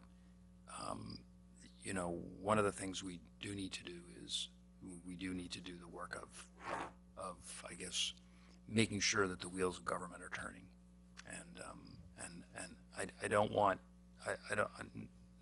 I don't want to say that any of these topics are less important than others, but I think we need to take some guidance from Debbie and from Stuart around the more timely things that we do need to talk about to make sure that however we pack our schedules or whatever we put into these different days that we're working on, that we do be conscious of the business of government and the timeliness of different decisions that we have to make as we move forward. And I just would ask that everybody be sensitive to that, because we still have to, like I said, we still have to turn the wheels, and I don't want to lose sight of that. I mean, everything that's been discussed are all things that I would gladly want to engage and learn and understand. So. Yeah, I actually agree. I mean, I think, we do have a number of initiatives, right? But then there are times, I guess, like I gave a list of a lot of things, right? These are all things that, of course, future future work sessions, I would like to talk about. But I think we were having this conversation because people felt that that there were items that, it wasn't rising to the agenda level. So I thought that was the purpose of this exercise, just to really see what people have, because typically, in my experience, going back to consensus, if there's something I want to talk about, I at least try to at least get, if not everyone, at least 3 people to say, hey, this is something we want to, or now 2, but in total, 1 being myself, that this is something we want to talk about. So I thought the purpose of this exercise was just really to see where people's, minds were at, what kind of things that they kind of felt like, their work that wasn't getting to, because, each one of us are elected.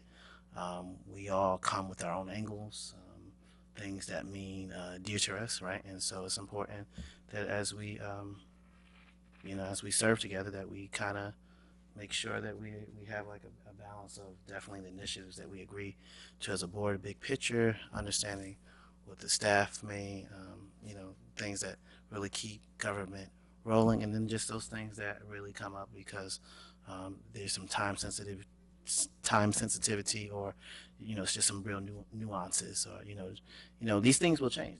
Our community may come and say, hey, this is something we need to talk about, and we change to do that. But I think this was a great exercise just to see where our mind is at, and to see what people really feel really would rise to the occasion of an actual work session. So there are a couple of other things along those lines, and I like the way that you frame that, because you're talking about, and this was part of a conversation I had with Debbie before she left, is some of the things that are the initiatives she's focused on, that we've tasked her to focus on, are operational. How are we moving forward on some of these big picture goals? And some of them are functional, the day-to-day business of government.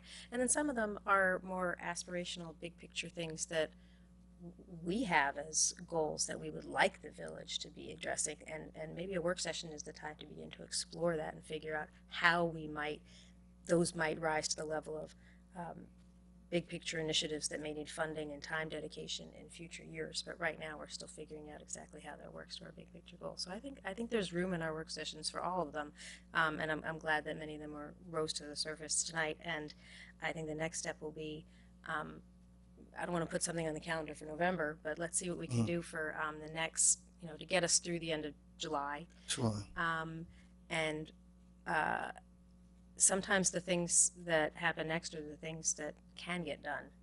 It may not be the thing that you most wish to get done, because that may not be the thing that can get done in the next 2 months, or even move forward in the next 2 months. But I'd like to hear from, Jamie can coordinate us, and hear from Debbie and Stuart when we need their help to be able to move something along. And then when we can, if it's just a discussion where we want to invite in some resources to hear from and learn from, I think that would be really beneficial, and it'd be nice if we could do that in some different environments when it makes sense to be in the library, especially if we want to invite in a lot of guests around a particular topic. That would be a nice way to incorporate some of these big picture ideas, as well as the ongoing initiatives.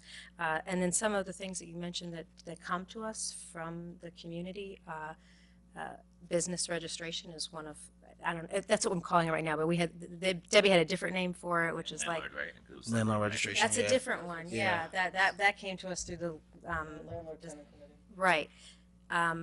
Right, so sometimes we might have initiatives come to us from the committees that's making recommendations.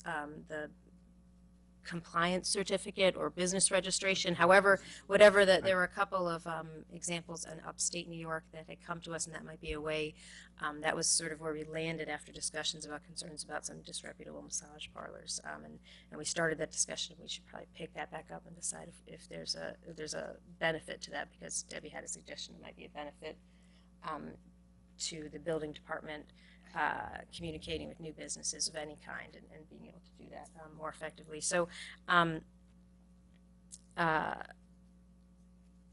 Jamie, I'll look to you to help keep us on task and coordinating, and maybe we can look at what are some of the ones that when Debbie gets back on Monday she's gonna be a busy Monday, because we've said about 10 things tonight that she's gonna be doing on Monday. Got it all planned out. So what I think I'm going to do is I'll send around a list of whatever it is, and if I didn't mark it correctly, you can let me know. If there's additions that you want to add, one of the things that the mayor and I do is when we're building the work session agendas, sometimes we'll talk about something and we'll say, this doesn't make sense now, this makes sense in 3 months from now or 2 months from now, and then I'll start building the agenda for that time.